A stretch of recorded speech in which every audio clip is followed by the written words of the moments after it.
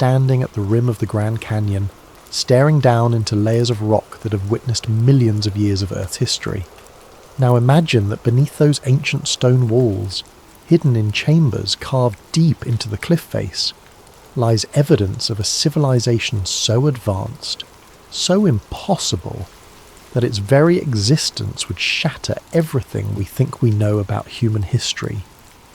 Imagine that this discovery was made over a century ago, documented in a major newspaper, backed by the most prestigious institution in American science, and then systematically erased from the historical record.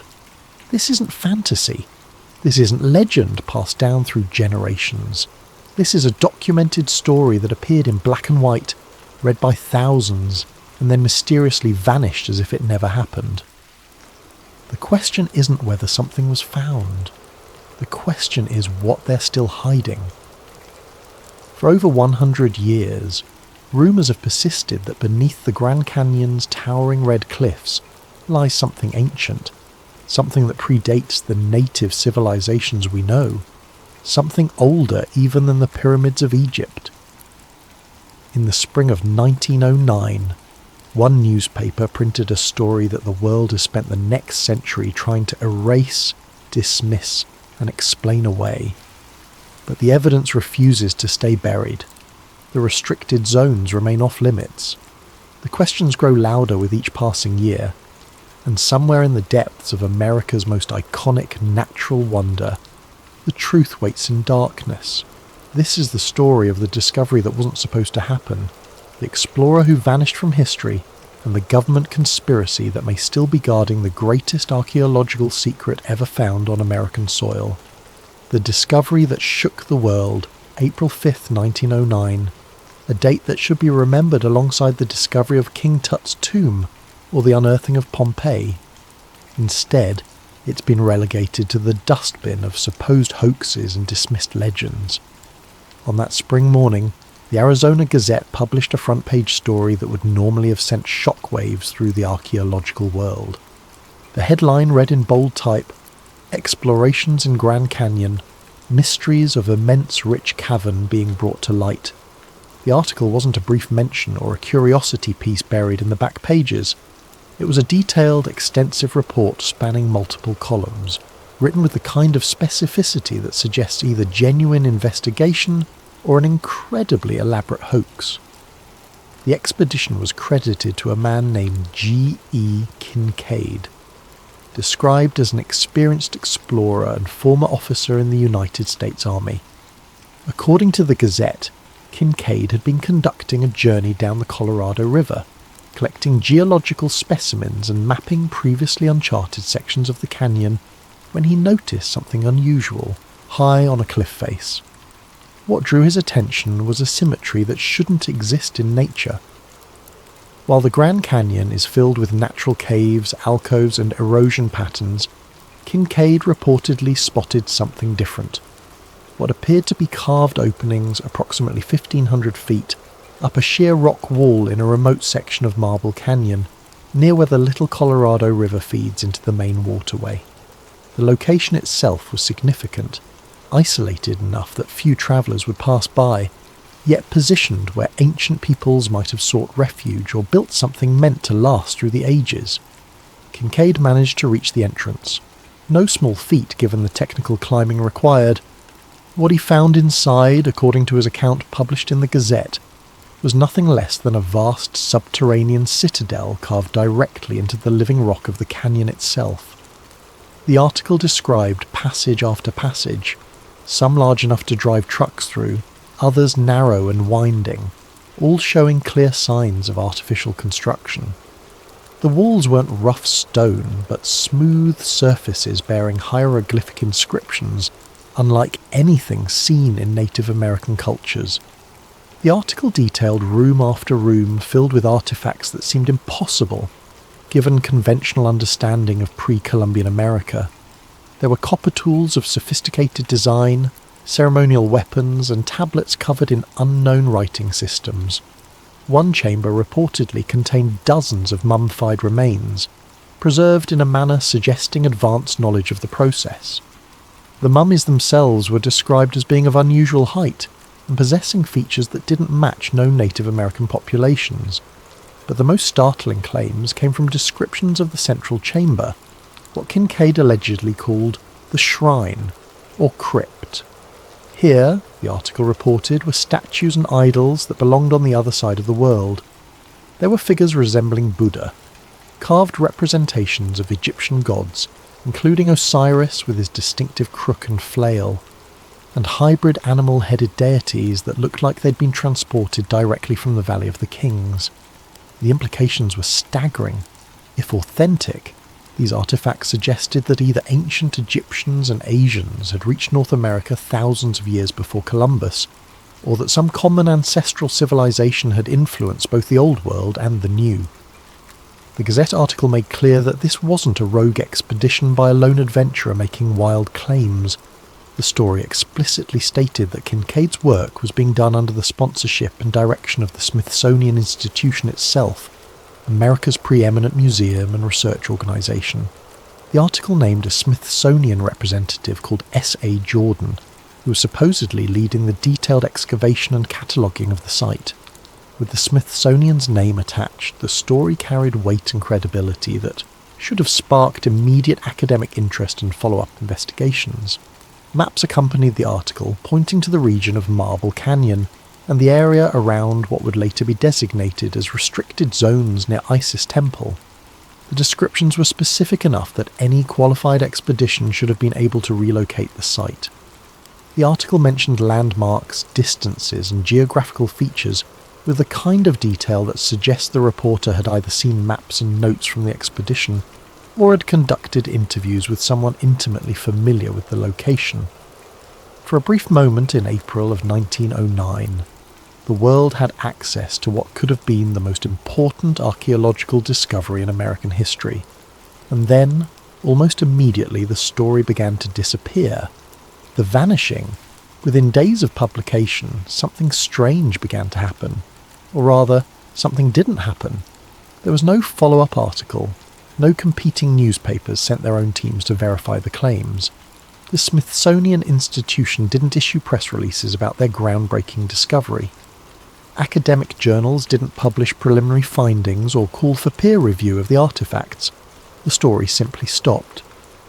Researchers attempting to track down G.E.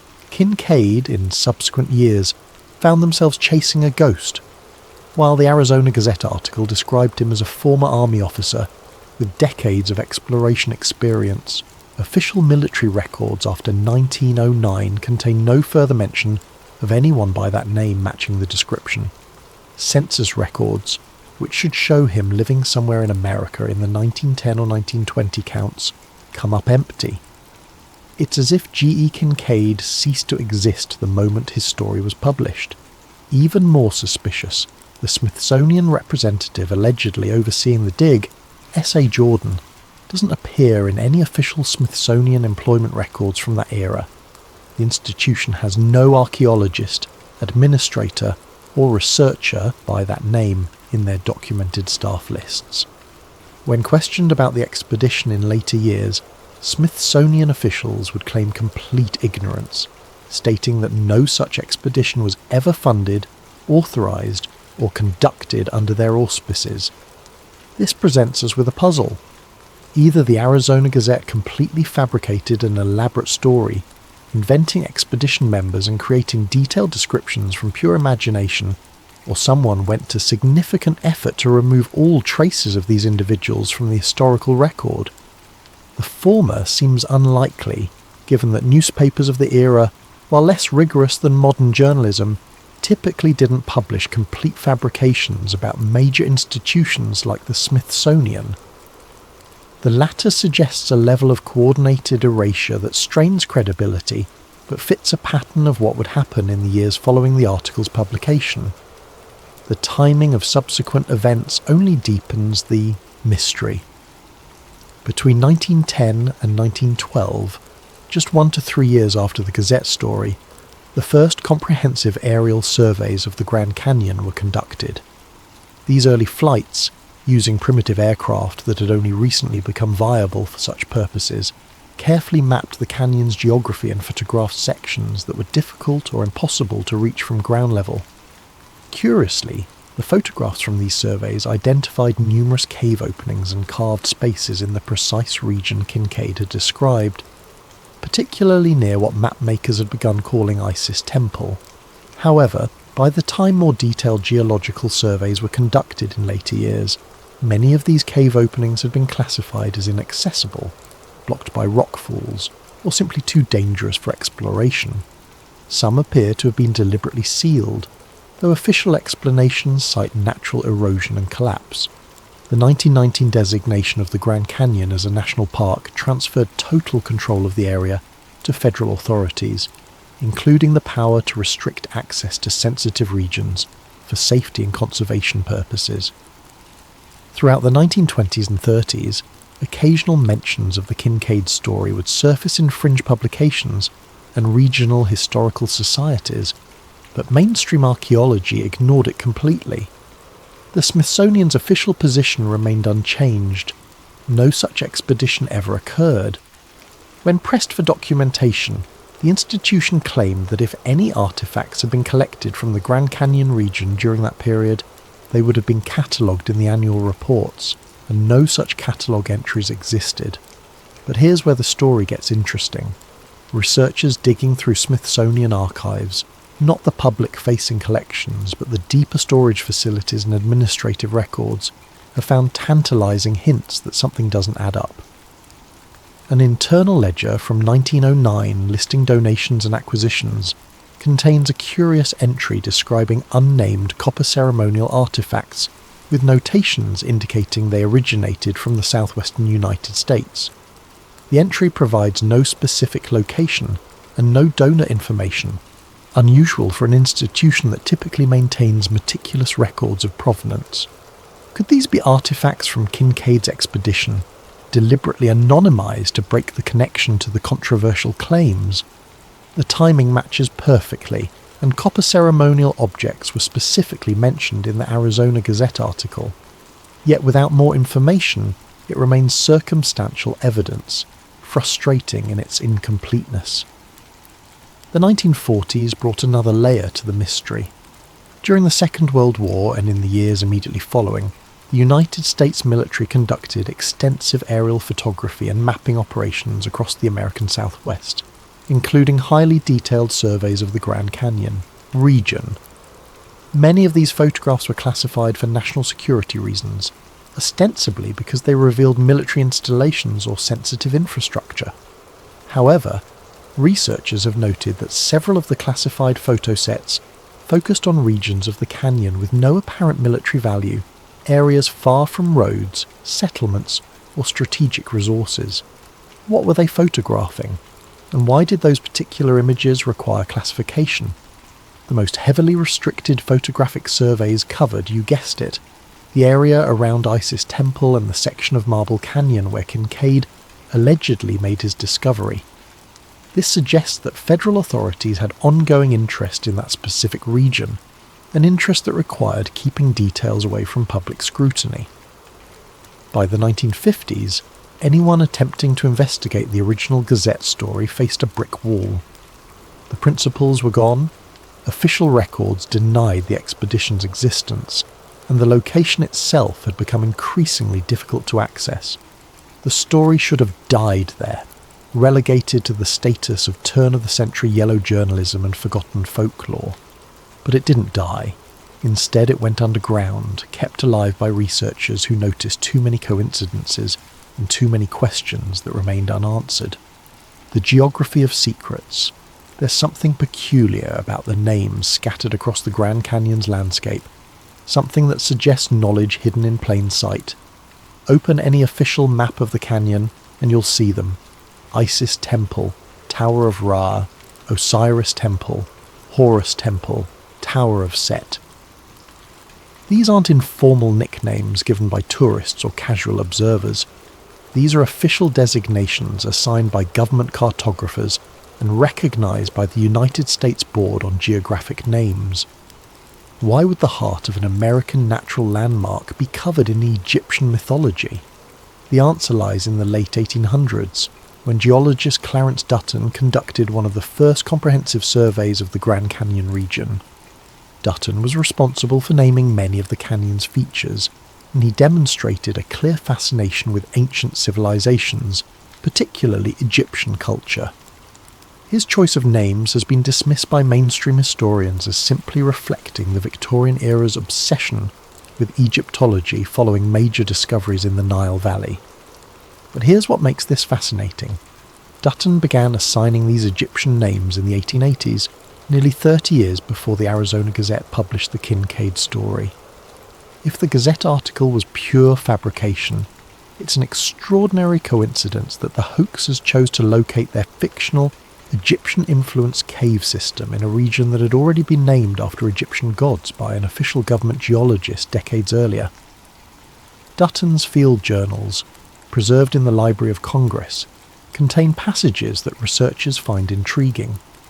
While conducting his survey work, Dutton made notes about unusual formations and features high in the canyon walls. In several entries, he references what he called anomalous structures, describing them as ruins or possibly carved features distinct from natural erosion patterns. However, he never elaborated on these observations in his published reports.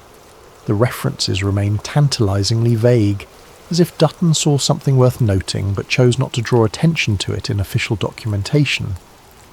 Could Dutton have been aware of something in those cliffs? Something that influenced his choice to coat the area in Egyptian nomenclature? Or was it truly coincidence that when Kincaid allegedly found his Egyptian-style artifacts and statues, it happened in the shadow of Isis Temple? The statistical probability of this coincidence becomes harder to swallow when you consider the specificity of the correlation. The region around Isis Temple is particularly interesting from a geological standpoint. The temple itself is a massive butte rising over 7,000 feet above sea level, with sheer cliff faces that would have been nearly impossible to scale using early 20th century equipment. Yet the area is riddled with cave systems and natural passages carved by ancient water flow. Geologists have confirmed that the rock layers in this area contain numerous voids and chambers, some quite extensive, formed over millions of years by underground rivers that have long since dried up or diverted course. What makes this relevant is that any ancient civilization looking to create a hidden, protected complex would find this region ideal. The natural cave systems would provide a framework requiring far less carving and excavation than building from scratch. The height and isolation would offer security against intruders and protection from flooding. The geological features would have been as evident to ancient engineers as they are to modern geologists. Modern topographical analysis has revealed something else interesting about the Isis Temple region. Using satellite imagery and advanced mapping techniques, researchers have identified what appear to be trail systems, faint lines suggesting repeated passage over centuries or millennia, leading up the canyon walls toward the higher elevations where caves and alcoves exist. These trails don't match known Native American routes, and they terminate in areas that are now completely inaccessible without technical climbing equipment. The question becomes, who carved these trails, and what were they accessing? Natural erosion doesn't create pathways that snake consistently upward with the kind of gradual grade that would make climbing easier. These appear to be engineered routes, faded and weathered but still visible to trained observers studying the landscape. Additional Egyptian names pepper the surrounding area. Tower of Ra sits nearby, another imposing formation that dominates the landscape. Cheops Pyramid, named after the Great Pyramid of Giza's builder, rises in spectacular isolation. The concentration of these names in one sector of the canyon is remarkable. While other areas of the canyon have names drawn from various mythologies and cultural references, nowhere else is there such a dense clustering of Egyptian nomenclature.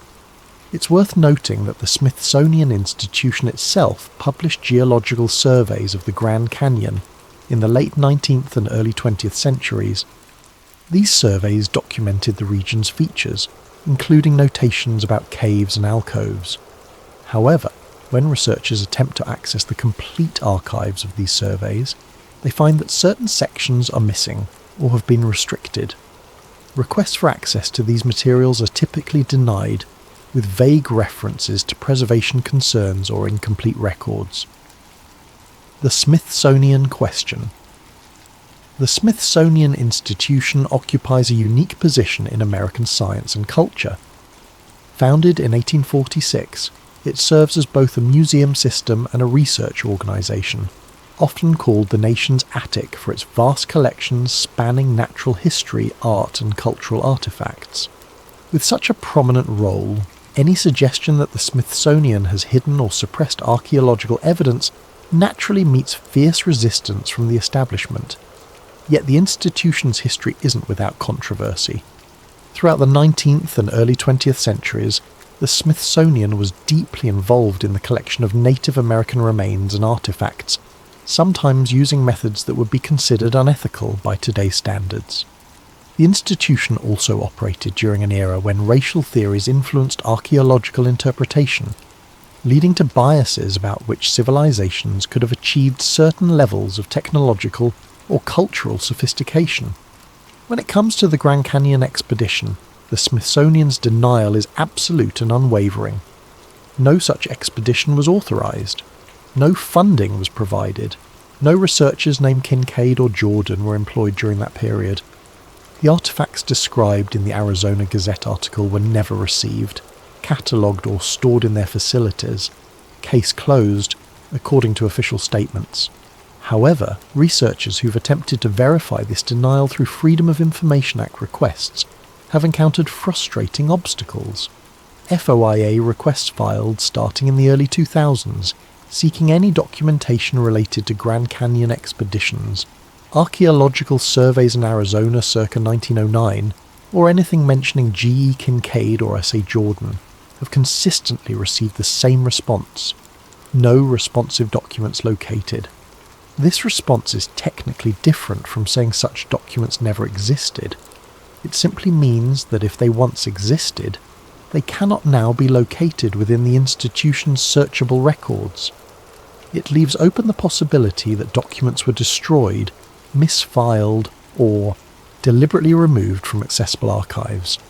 Researchers including David Childress and John Rux, who've written extensively about the Kincaid story, have pointed out that the Smithsonian's record-keeping in the early 20th century was far from perfect, with numerous documented cases of lost, misplaced, or inadequately catalogued materials. There's also the matter of institutional policy regarding controversial finds. A whistleblower claim that emerged in the late 20th century alleged the existence of something called Policy 509, described as cultural continuity assurance.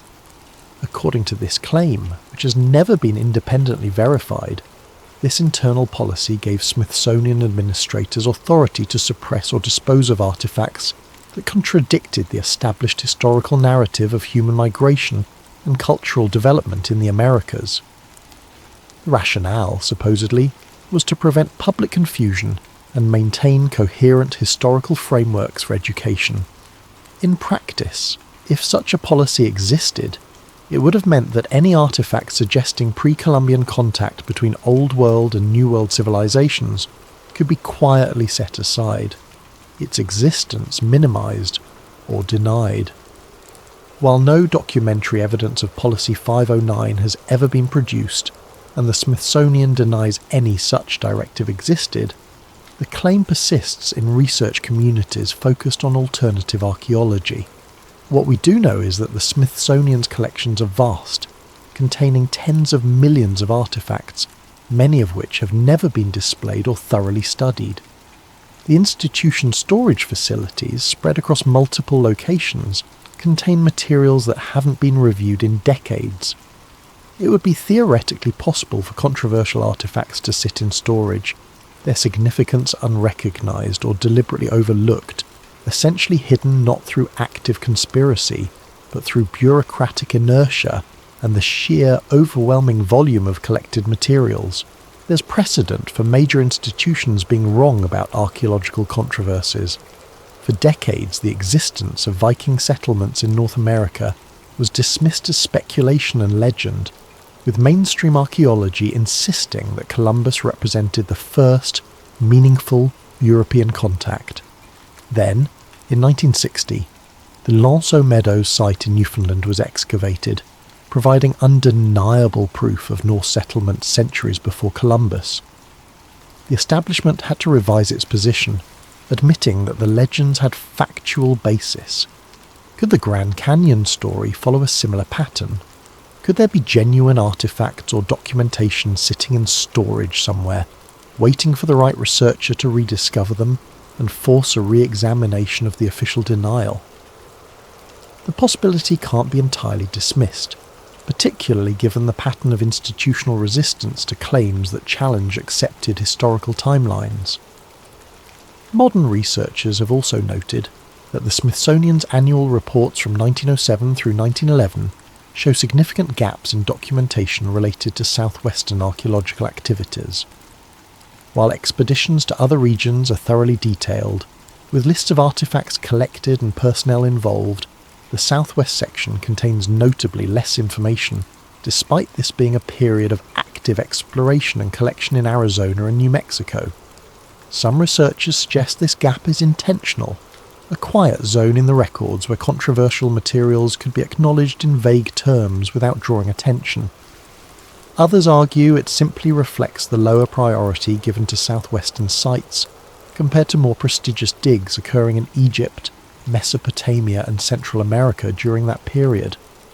Without access to internal correspondence and administrative records from that era, which the Smithsonian has not made fully available, determining which explanation is correct remains impossible. The restricted zones. Here's where the story moves from historical mystery into present-day reality. Pull up a current map of the Grand Canyon, specifically one showing access restrictions and permit requirements, and you'll notice something interesting. Large sections of the park, particularly in the area around Isis Temple and the Marble Canyon region, are designated as restricted zones where civilian access is prohibited or severely limited without special federal permits. The official explanation for these restrictions is straightforward: safety and environmental protection. The Grand Canyon is a dangerous place. People die there regularly from falls, exposure and dehydration. Certain areas are considered too hazardous for general public access, with unstable cliff faces, extreme isolation, and routes that would require technical climbing skills beyond what the average visitor possesses.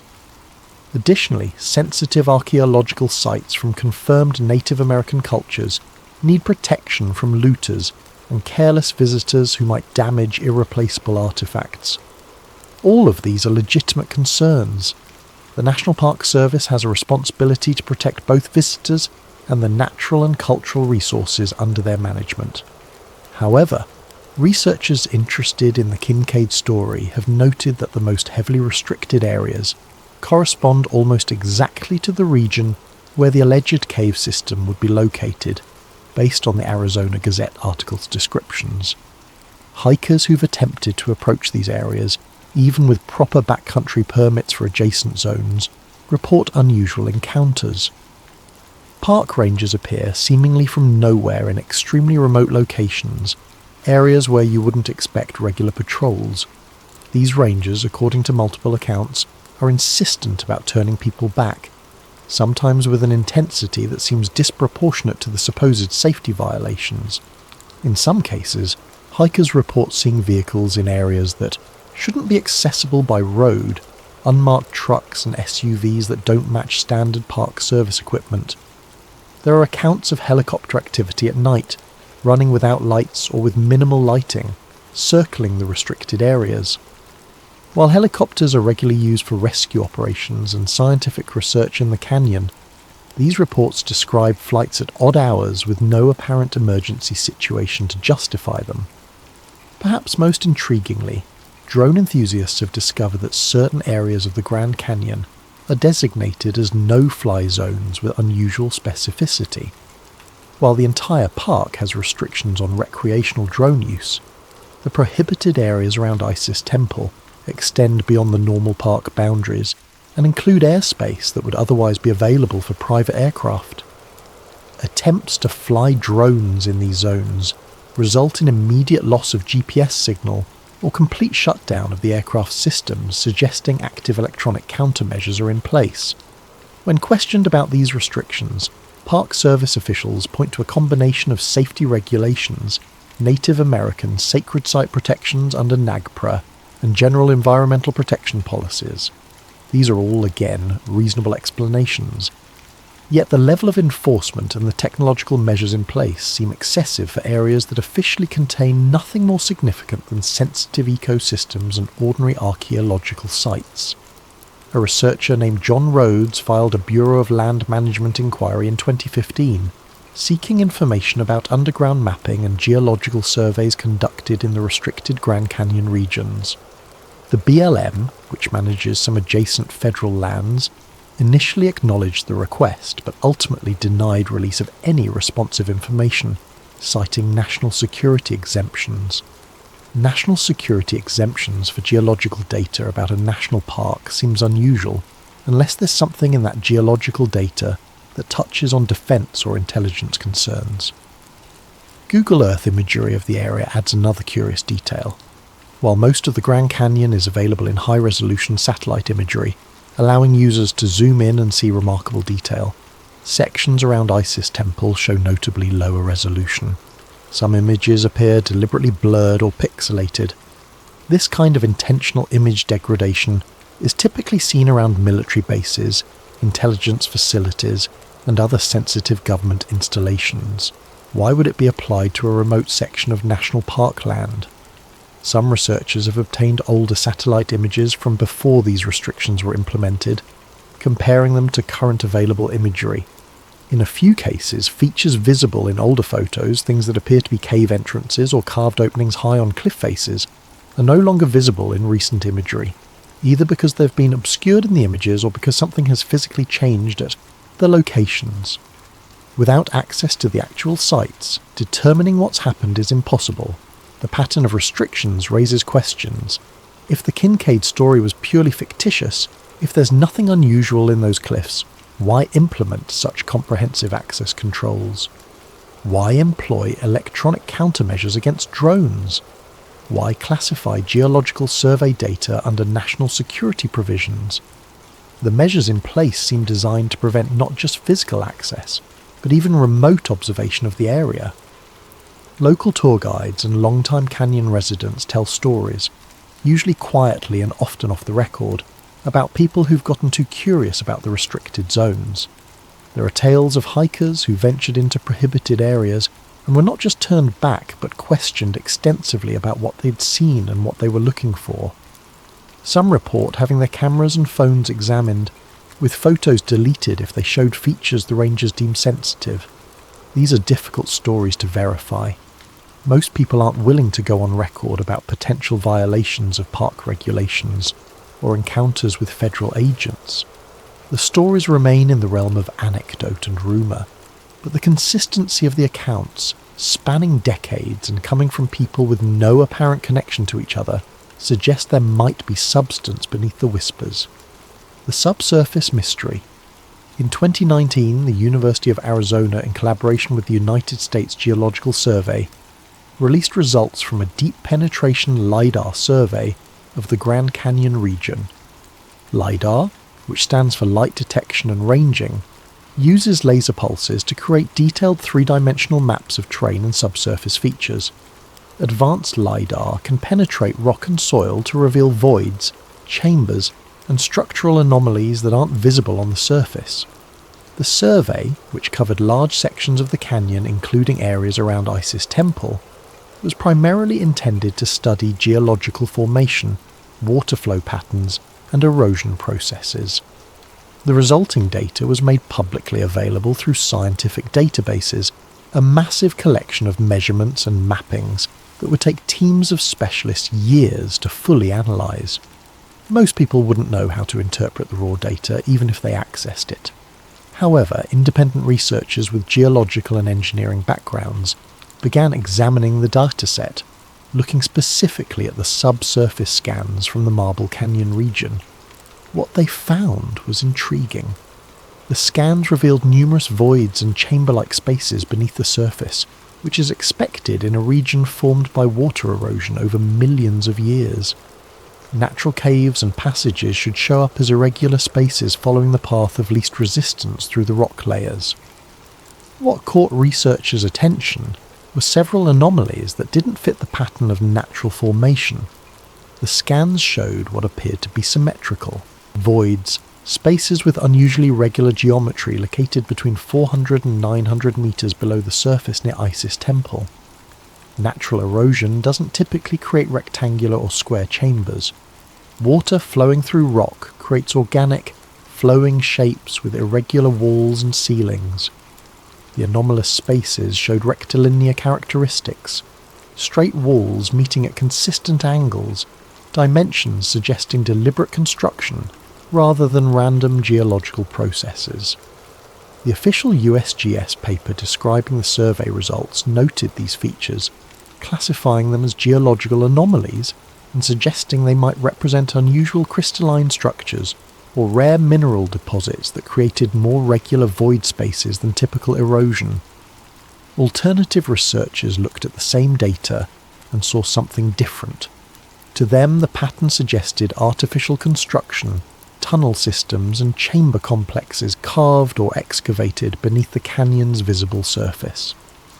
The depth of these features, hundreds of meters down, would place them far below any natural cave systems accessible from the cliff faces.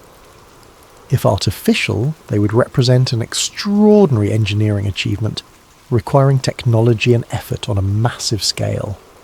The debate over interpretation of the LIDAR data represents a microcosm of the larger controversy.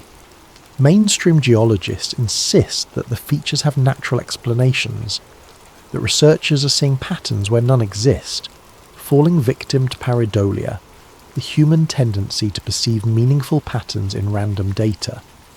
Alternative researchers counter that the mainstream position is defensive, unwilling to consider evidence that challenges established models of ancient American history. What makes the LIDAR data significant is that it's not subjective interpretation of ambiguous artifacts or reliance on a single newspaper article from over a century ago. It's modern, scientific measurement of physical reality. Something is creating those void spaces beneath the canyon. The question is whether they're natural formations that happen to look somewhat regular, or whether they represent something more significant.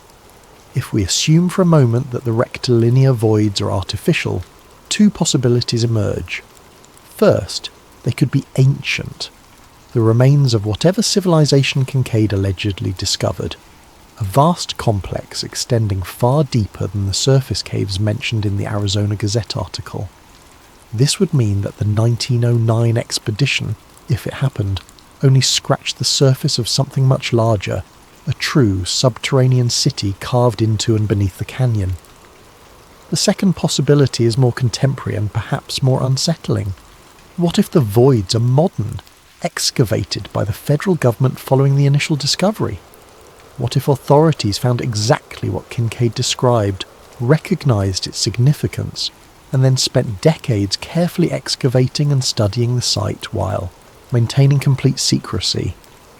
The restricted zones, the classified surveys, the missing documentation, all of it could be covering not just the original discovery, but an ongoing project that continues to this day. This second theory suggests that somewhere beneath the protected areas of the Grand Canyon, accessible only through heavily guarded entrances or even underground access points, miles away from the actual site, there exists a research facility studying artifacts and evidence that would revolutionize our understanding of ancient history. It sounds like science fiction, like conspiracy theory run wild. But is it really more fantastic than the possibility that ancient Egyptians built a city inside the Grand Canyon? Sometimes the cover-up and the original secret are equally difficult to believe. Government black projects exist. That's not speculation, it's documented fact. Programs like the Manhattan Project, Area 51's aviation testing, and numerous Cold War operations remained completely hidden for years or decades. The the government has both the capability and the demonstrated willingness to conduct long-term classified projects when deemed necessary for national security or other priorities. Could the Grand Canyon's restricted zones hide something similar? The LiDAR data can't answer that question definitively. What it does is provide concrete evidence that something unusual exists beneath the surface in exactly the region where this story has focused for over a century. Whether that something is natural or artificial, ancient or modern, remains open to interpretation. But it's no longer possible to simply dismiss the entire story as baseless legend when modern scientific instruments are detecting anomalies that demand explanation. The patterns emerge. Take a step back and look at the full picture, the timeline of events, the pattern of official responses, and the physical evidence we can verify. In 1909, a detailed newspaper article describes an impossible discovery. Within years, the region is surveyed, mapped, and eventually brought under federal control. The individuals named in the article vanish from records. The institution allegedly sponsoring the work denies all knowledge. Access to the site becomes increasingly restricted. Documentation is missing or classified. Modern surveys detect unusual subsurface features, and all of this centres on a region that was named after Egyptian gods decades before the article was published. Each individual element might be explicable. Newspapers have published hoaxes. Records get lost. Restricted zones exist for legitimate safety reasons, but the cumulative weight of coincidence becomes harder to dismiss. At what point does coincidence become pattern? When does skepticism about conspiracy theories cross into willful blindness about anomalous evidence? The mainstream archaeological community's position on the Grand Canyon story has remained consistent. It's a hoax, a fabrication created by the Arizona Gazette to sell newspapers during a slow news period. Proponents of this view point out that no physical evidence has ever been produced, that none of the artifacts described in the article have surfaced in private collections or museum storage, and that the Smithsonian's denial should be taken at face value given the institution's reputation. Alternative researchers counter that the absence of physical evidence is exactly what you'd expect if there was a successful cover-up. They argue that the mainstream position relies on trusting institutional denials while ignoring the pattern of unusual facts surrounding the case. They point out that archaeological paradigms have been wrong before, that evidence once dismissed as impossible has later been validated, and that healthy scientific inquiry requires following evidence rather than defending established narratives. The debate has become somewhat polarised, with both sides entrenched in their positions, but perhaps the question shouldn't be framed as hoax versus conspiracy. Maybe there's a more nuanced truth that incorporates elements of both skepticism and openness to anomalous possibilities. Consider this scenario. Kincaid, or someone like him, did find caves in the Grand Canyon containing unusual artifacts. However, rather than the elaborate Egyptian Buddhist hybrid civilization described in the Arizona Gazette, the reality was more modest. Perhaps he found evidence of pre-Columbian contact, artifacts that suggested Pacific Islander or even Asian visitors had reached the southwest in ancient times. Such a discovery would still be historically significant, challenging the isolation narrative of ancient America without requiring the fantastical civilization described in the newspaper.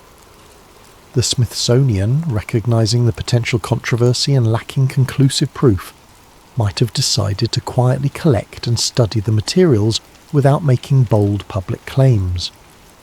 The Arizona Gazette, getting wind of the expedition, could have embellished and sensationalized the reality, transforming an interesting but ambiguous find into an impossible lost civilization story. When the article proved controversial and unsupportable in its most extreme claims, the Smithsonian backed away completely, denying involvement rather than trying to sort fact from fiction publicly. Over time, the site itself might have been deemed sensitive, not because it contains world-shaking secrets, but because it represents an ongoing legitimate archaeological investigation that needs protection from looters and amateur interference. The restrictions grew more comprehensive as technology made remote access easier, with drones and satellite imagery requiring countermeasures to prevent site disturbance. This scenario makes fewer assumptions than either the hoax theory or the elaborate cover-up theory. It allows for human fallibility, institutional caution, journalistic sensationalism, and legitimate, scientific concerns all playing roles in creating the mystery we see today.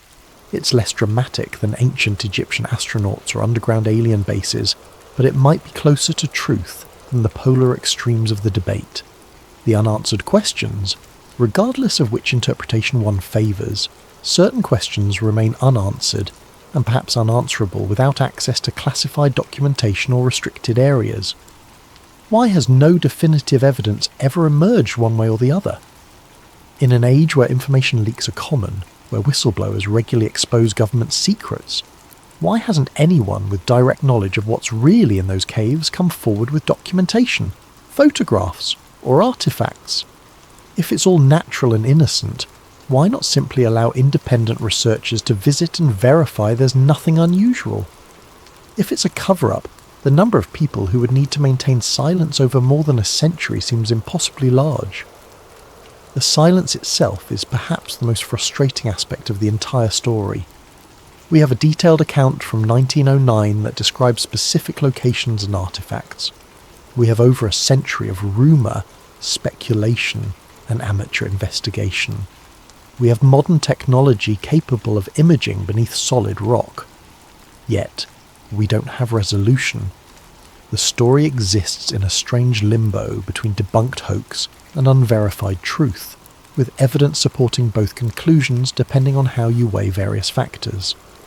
What's clear is that the region around Isis Temple holds significance beyond normal geological interest. The concentration of restrictions, the classified surveys, and the pattern of official responses indicate that federal authorities consider this area special in some way. Whether that special status derives from archaeological sensitivity, environmental fragility, or something more profound remains obscured by layers of bureaucracy and security classifications. The Native American communities who've inhabited the Grand Canyon region for thousands of years have their own stories about the deep places, about caverns that go down to other worlds, and chambers where the ancient ones left their marks. These oral traditions are often dismissed as mythology by Western archaeology, but they represent continuous cultural knowledge passed through generations. Some of these stories speak of places in the canyon that must not be disturbed, locations where the boundary between worlds grows thin. Could these traditional stories be describing the same locations that Kincaid allegedly found? Could native knowledge have preserved memory of sites that mainstream archaeology refuses to acknowledge? The relationship between indigenous oral tradition and Western scientific evidence is complex and often fraught with misunderstanding on both sides. But perhaps in this case, the traditional knowledge offers context that the archaeological debate lacks. The legacy of doubt. The Grand Canyon story has become a touchstone in alternative archaeology and conspiracy theory culture. It's referenced in books, documentaries, and internet forums as potential evidence for ancient astronauts, lost civilizations, and government cover-ups. This association with fringe theories has made serious investigation of the topic difficult. Academics who might otherwise be interested in examining the evidence risk professional reputation by engaging with a subject that's been so thoroughly claimed by the conspiracy theory community. This is unfortunate because regardless of the truth of the specific claims, the story raises legitimate questions about how we approach historical anomalies, how institutions handle controversial finds, and what happens when evidence doesn't fit established paradigms. These are important questions for archaeology, historiography, and philosophy of science. They deserve serious engagement rather than dismissal by association. The polarization also means that new evidence, when it emerges, gets interpreted through tribal lenses rather than evaluated on its merits. When the LiDAR data revealed subsurface anomalies, true believers saw confirmation of everything they had always believed, while skeptics saw natural formations misinterpreted by motivated reasoning. Neither side seriously considered that the truth might lie somewhere between their positions or in directions neither had imagined. What would it take to resolve the mystery definitively? The most direct approach would be a properly funded, academically rigorous expedition, with full federal cooperation to examine the restricted areas around Isis Temple.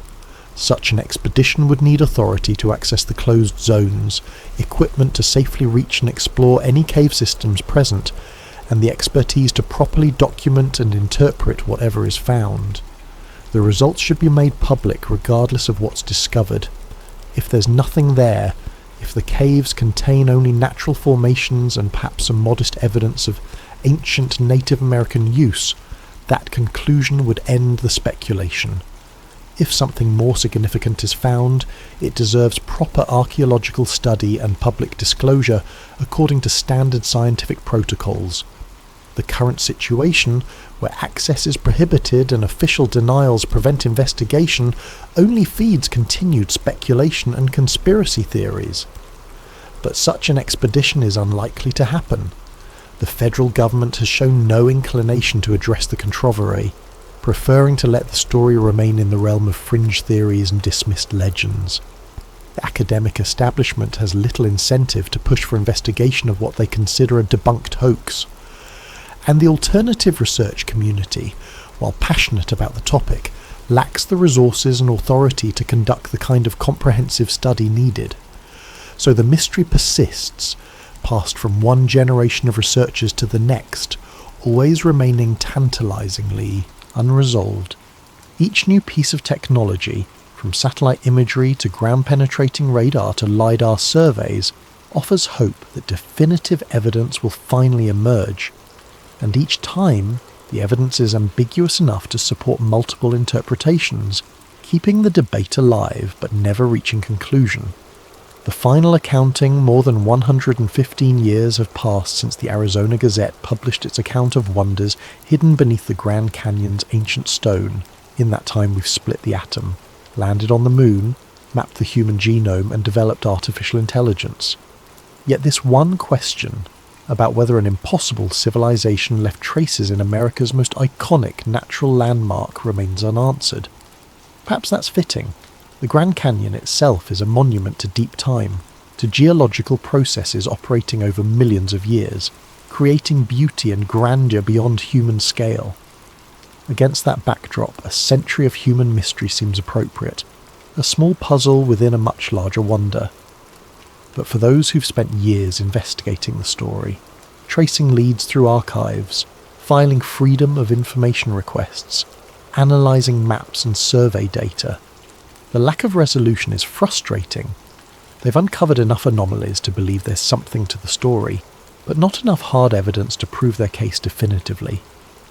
They exist in an evidential limbo, convinced something important remains hidden, but unable to access what they need to demonstrate it.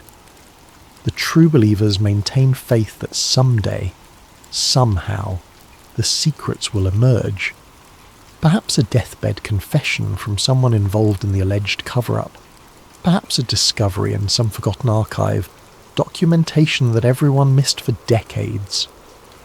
Perhaps a change in government policy that declassifies the restricted surveys and allows independent verification of the site. They wait for vindication, for the moment when the world has to acknowledge they were right all along. The skeptics continue to dismiss the entire affair as a lesson in critical thinking, an example of how elaborate stories can persist despite lack of evidence, how human desire for mystery and hidden knowledge creates narratives that satisfy emotional needs rather than evidentiary standards. They see the believers as victims of confirmation bias, interpreting ambiguous information through lenses of pre-existing belief rather than objective analysis. And the rest of the world mostly ignores the controversy entirely, visiting the Grand Canyon as tourists, marvelling at its beauty, taking photographs and moving on with their lives, completely unaware that beneath their feet, if the stories are true, lies evidence that would rewrite everything we think we know about ancient human history. In the end, what are we left with? A newspaper article from 1909 describing an impossible discovery. a pattern of missing documentation and vanished individuals, a region of national parkland with unusual restrictions and security measures, modern geological surveys detecting anomalous subsurface features, and more than a century of debate that has convinced no one and resolved nothing. Maybe the answer was discovered more than 100 years ago, documented in reports that sit in classified archives, physically locked away in storage facilities we're not allowed to access. Maybe those artifacts described in the Arizona Gazette, the copper tools and hieroglyphic tablets and stone sarcophagi, rest in carefully climate-controlled vaults, studied by researchers bound by security clearances and non-disclosure agreements, slowly revealing secrets about human history that we won't learn for generations. Or maybe there's nothing there at all except natural caves and the wishful thinking of people who want the world to be more mysterious than it is. Maybe G.E. Kincaid was a fraudster or a fantasist. The Arizona Gazette was complicit in a hoax or a victim of a con artist, and the Smithsonian's denials are entirely truthful. Maybe the restrictions around Isis Temple protect only endangered species and fragile ecosystems. Maybe the LIDAR anomalies are just unusual geology, with natural explanations we haven't fully worked out yet. The honest answer is that we don't know. We can't know without access to information and locations that remain prohibited. The mystery endures because resolution is prevented by the same factors that create the mystery in the first place: secrecy, restriction, missing documentation, and official denial. What we can say with certainty is that the story refuses to die. Every few years, a new generation discovers the Arizona Gazette article and begins asking the same questions their predecessors asked. Technology advances, new analytical tools become available, and researchers apply these fresh capabilities to old evidence, hoping for the breakthrough that will finally crack the case open. The search continues because the human drive to solve mysteries, to uncover hidden truths, is stronger than the frustration of repeated dead ends. The Grand Canyon keeps its secrets well. That's what it does. It's kept secrets in stone for millions of years, revealing them only grudgingly, layer by layer, to patient geological inquiry. If there are human secrets hidden in those depths alongside the geological ones, they seem equally protected, equally patient, equally unwilling to yield themselves easily to investigation. Stand at the rim and look down into those profound depths. See the layers of time stacked in bands of colour, each representing epochs almost incomprehensible in duration. Consider that somewhere in that vast expanse of ancient stone, if the story is true, evidence exists that would force us to fundamentally reconsider human history. Or consider that the story is false, and the real wonder is the canyon itself, which needs no ancient civilizations or government conspiracies to be extraordinary. Either way, the question persists. What lies in the forbidden depths? What secrets does the Grand Canyon guard? Did G.E. Kincaid discover something world-changing in 1909, or did he discover nothing at all? Is the Smithsonian hiding evidence that would revolutionize archaeology, or simply refusing to dignify a baseless hoax with serious response? Are the restricted zones protecting something profound, or just protecting sensitive areas from public disturbance? The answer exists somewhere, in classified files or non-existent fabrications, in sealed caves or empty stone, in conspiracy or coincidence. But until someone with the authority, resources and determination to find out emerges and demands resolution, the mystery endures. The forbidden depths keep their secrets, and perhaps that's how it will remain.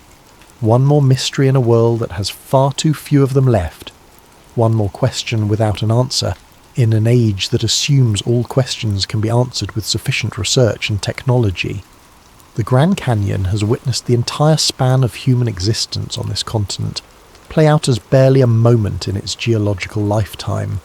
It will witness our civilization's end, whatever form that takes, with the same indifference it's shown everything else. Against that perspective, whether an ancient Egyptian colony carved crypts in its cliffs seems almost trivial. But it doesn't feel trivial to those who've spent years chasing this story. To them, it's everything. It's proof that history is deeper and stranger than we've been told. It's evidence that conventional wisdom is sometimes wrong. It's validation that asking questions and challenging official narratives serves a purpose. Or it's a lesson in critical thinking, a cautionary tale about believing extraordinary claims without extraordinary evidence. Take your pick. Believe what makes sense to you.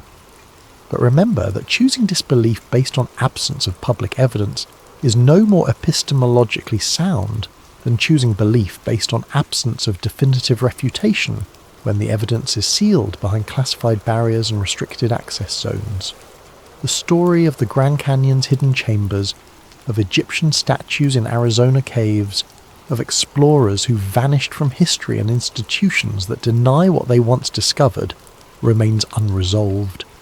It will likely remain unresolved long after everyone reading these words has turned to dust. The canyon will still be there, silent and eternal, keeping whatever secrets it holds, refusing to care whether we believe or doubt, whether we search or surrender. And maybe that's the most profound truth of all, that some mysteries persist not because they're difficult to solve, but because their resolution is prevented by human choice. That the greatest secrets might be hidden not by time or technology, but by simple prohibition, by locked gates and classified stamps, and official denials that can never quite be overcome by civilian inquiry. The forbidden depths remain forbidden. The secrets, if secrets they are, remain secret. And somewhere in the heart of America's most magnificent natural wonder, something waits in darkness, known or unknown, real or imaginary, significant or mundane, kept from us by distance and prohibition and the slow decay of memory. Until the day someone decides that we deserve to know the truth, whatever that truth might be, the mystery endures. The Grand Canyon keeps its secrets, and we are left to wonder, to speculate, to argue among ourselves about what might or might not lie hidden in stone, forever tantalized by the possibility that just out of reach, just beyond the barriers, something extraordinary awaits discovery. Or nothing at all. That too is possible, and in the absence of certainty we each choose what to believe.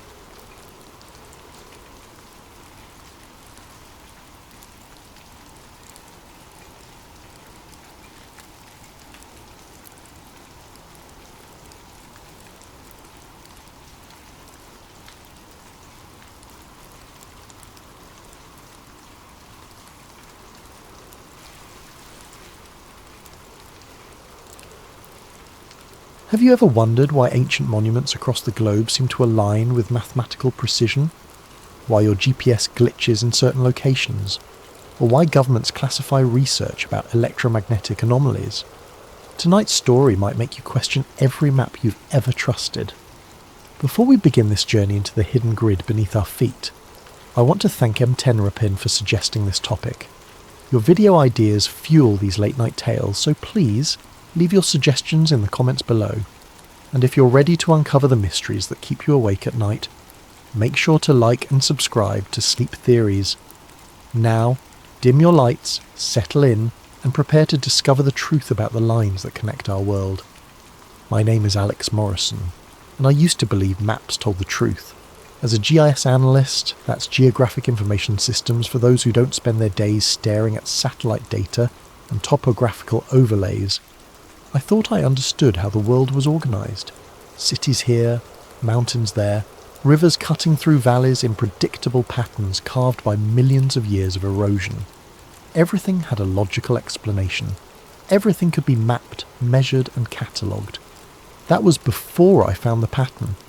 It started innocently enough. Tuesday morning, October 15th, 8:47 a.m. I was hunched over my dual monitors in a cramped office in Brussels, working for Steinberg Construction Consortium. They'd hired me to evaluate potential sites for a new high-speed rail corridor that would connect Prague to Paris, part of the EU's Green Transportation Initiative. Routine work, overlay environmental data, check for protected sites, identify geological challenges. I'd done it 100 times before. But this time, something was different. I was cross-referencing archaeological databases with our proposed route when I noticed it. A series of Neolithic monuments, stone circles, burial mounds, ancient wells, formed an almost perfect line across the landscape. Not just a few sites clustered together, but dozens of them, stretching for hundreds of miles. The proposed railway cut directly across this invisible corridor. At first, I laughed it off. Pattern recognition gone wild, I told myself. The human brain loves to find connections when none exist. But then I pulled up the magnetic anomaly data from the European Space Agency's swarm satellites. The coffee mug slipped from my hand, shattering on the floor. The magnetic variations followed the exact same line. Every single monument sat on a point of electromagnetic disturbance. The precision was impossible. We're talking about structures built 5,000 years apart by cultures that supposedly never interacted, aligned to within meters of a magnetic corridor that modern science had only just detected. I should have deleted the file, should have marked the route as approved and moved on with my life. Instead, I zoomed out. The line didn't stop at the edge of my survey area. It continued east through Romania, Turkey, Iran, west through England, across the Atlantic. I pulled up global archaeological databases, my fingers trembling as I plotted point after point. Stonehenge, Avebury, the Externstein, the Oracle at Delphi. Each site fell perfectly along extended trajectories of the same geometric pattern. My phone buzzed. A text from my supervisor. "Morrison, railway assessment due by noon. Stop whatever rabbit hole you're going down." But I couldn't stop. I'd found something that shouldn't exist. A planetary grid mapped by ancient peoples who supposedly thought the Earth was flat, following electromagnetic patterns we'd only discovered in the last century. Either I was losing my mind or I'd stumbled onto the greatest archaeological discovery of the millennium. I chose to believe the latter. That was my first mistake. 3 weeks later, I stood in a frost-covered field 40 kilometres outside Prague, watching my equipment fail in ways that defied every principle of engineering I knew. After discovering the alignment, I'd convinced Steinberg to let me conduct field surveys along the proposed route. Geological stability assessment, I'd called it. What I really wanted was to stand on one of these intersection points myself, to take readings that might explain how ancient peoples had detected magnetic anomalies without compasses or magnetometers. The morning had started normally enough. I'd parked my van on a dirt road near the village of Holubice, unloaded my survey equipment, and hiked 2 kilometres to the first monument site, a circle of weathered standing stones that locals called Devil's Dance. The temperature hovered just above freezing, and mist clung to the valleys like cotton wool. I set up my differential GPS unit first, waiting for it to lock onto satellites. The device chirped, showing full signal strength. Then, as I walked toward the centre of the stone circle, the screen flickered. Acquiring satellites. Signal lost. Acquiring satellites. I checked my phone. Same problem. The GPS app showed my location jumping wildly, placing me first in Prague, then Vienna, then somehow in the middle of the Atlantic Ocean. My professional-grade survey unit, accurate to within centimetres under normal conditions, couldn't even determine which continent I was on. The electromagnetic field meter came next. The moment I switched it on, the needle slammed against the maximum reading and stayed there, quivering like it was fighting against invisible restraints. I'd seen similar readings near power lines or transformer stations, but we were in the middle of farmland. The nearest electrical infrastructure was kilometres away. "You shouldn't be here." I spun around. An elderly woman stood at the edge of the field, wrapped in a thick wool shawl. Her face was deeply lined, her eyes the pale blue of winter sky. "I'm sorry," I called out in my broken Czech. She switched to accented English. "This place. It's not for outsiders, not for their machines." She gestured at my equipment with a gnarled finger. "I'm just conducting surveys for the railway," I explained, walking toward her, "making sure the ground is stable." She laughed, but there was no humour in it. "Stable? This line has been here since before the first stones were raised, before your railways, before your cities. Our ancestors knew to respect it. to build their monuments as, jak se říká, anchors, to keep the energy flowing properly. Energy?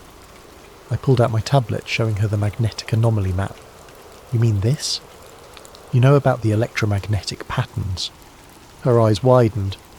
For a moment she looked genuinely frightened. You've mapped it. The whole grid? She grabbed my arm with surprising strength. You must stop. Some knowledge isn't meant to be documented. They will come for you if you continue. Who will come? But she was already walking away, moving faster than seemed possible for someone her age. The ones who already know, she called back. The ones who've always known. I wanted to follow her, to demand answers, but my drone chose that moment to fall out of the sky. No warning, no gradual descent. 1 second it was hovering steadily. The next it dropped like a stone, smashing into the frozen ground 20 meters away. As I ran to retrieve it, I noticed something through the trees, a structure that didn't belong. Hidden behind a thick stand of pines was a concrete building, brutalist in design, with narrow windows like suspicious eyes. Military architecture, Cold War era by the look of it. The smart thing would have been to leave immediately. Instead, I collected my broken drone and hiked toward the building. The structure was abandoned but not ancient. Rust streaked the metal door, which hung open on failing hinges. Inside, fluorescent lights dangled from exposed wiring, and the walls were covered in mould that formed patterns like continental drift. But it was the maps that stopped me cold. The entire north wall was covered in them. Topographical maps, geological surveys, electromagnetic readings, layers upon layers of data, some dating back to the 1960s. Red strings connected pins at various locations, creating a web that stretched across Europe. And running through it all, marked in thick black ink, was the same line I'd found. The same impossible alignment. In the corner, barely legible, someone had written, Earth Grid Project, classified, destroy after review. I pulled out my phone to photograph everything, but the camera wouldn't focus. Every image came out distorted, as if the very air in the room was bending light. I tried sketching what I saw instead, my hands shaking from more than cold. A metal filing cabinet in the corner had been forced open, its contents mostly removed or destroyed. But wedged behind the bottom drawer I found a single folder. Water damage had made most of it illegible, but I could make out fragments. Electromagnetic conductivity peaks at intersection points. Ancient structures appear to function as regulatory nodes. Catastrophic potential if grid destabilizes. Project terminated by Joint Commission directive. The last page was a photograph, grainy but unmistakable.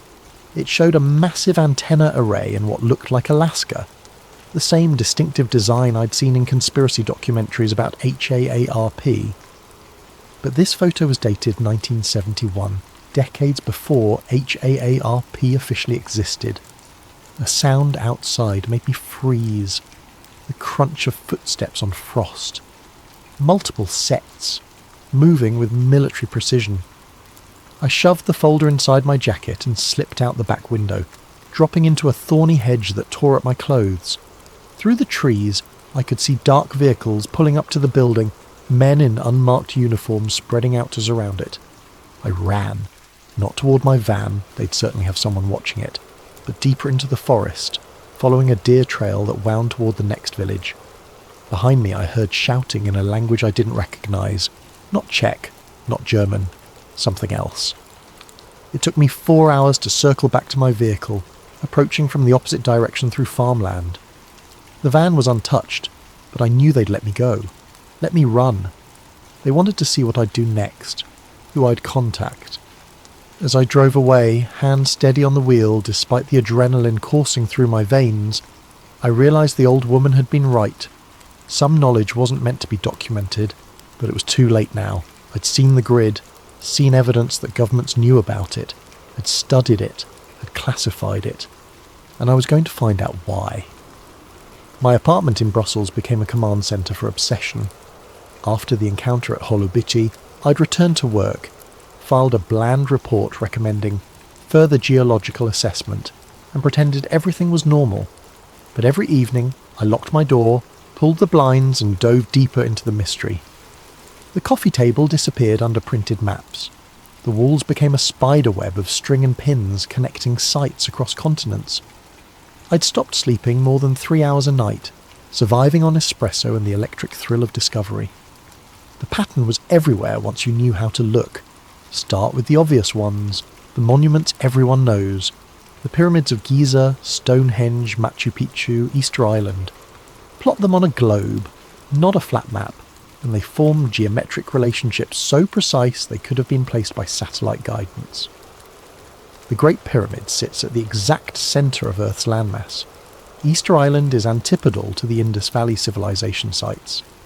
Angkor Wat, the Nazca Lines, and Easter Island form a perfect Great Circle route, but those were just the famous nodes. The real revelation came when I started plotting lesser-known sites. Every major ancient city sat on the grid.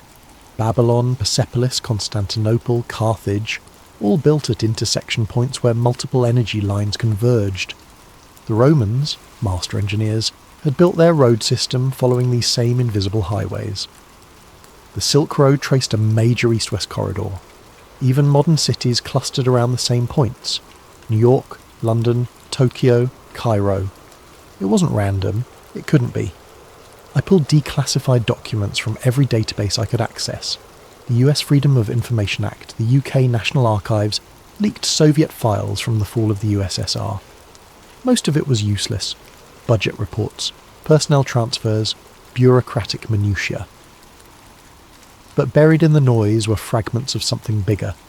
Project Stargate, the CIA's remote viewing program, included maps marking psychic hotspots that matched my grid lines perfectly.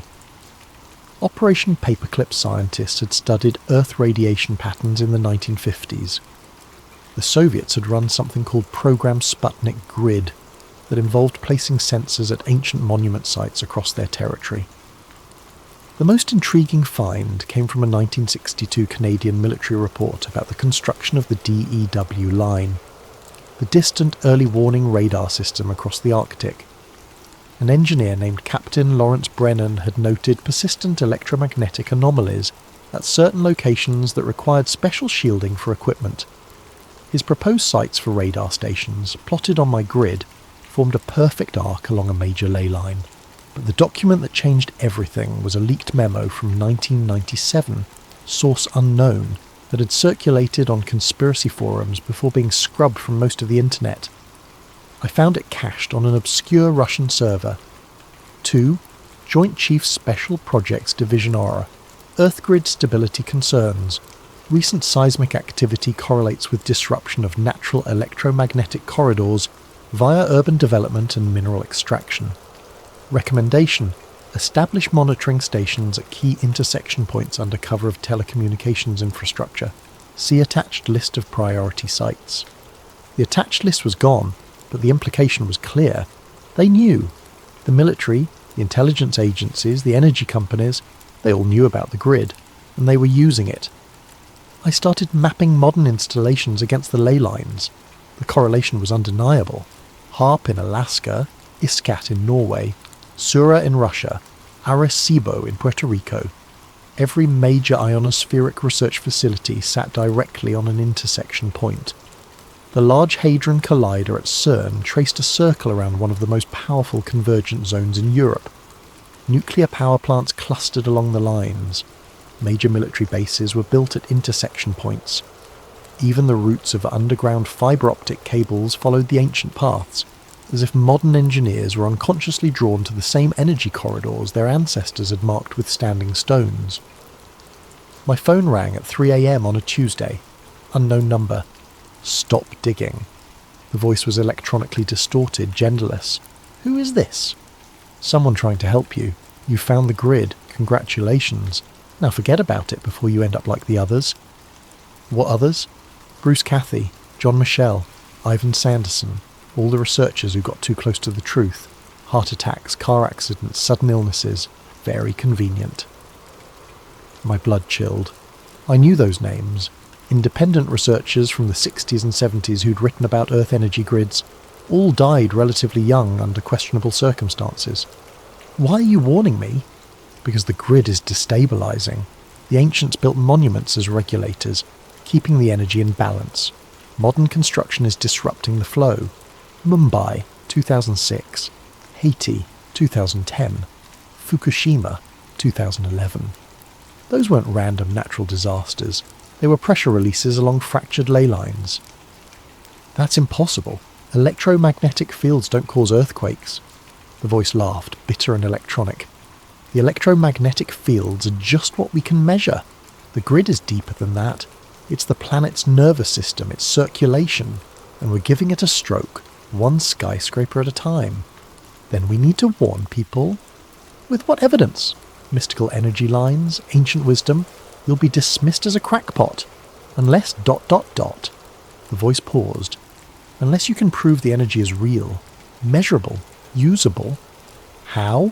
Return to the grid, not with standard equipment. That's designed to filter out the frequencies you need to detect. Build your own sensor.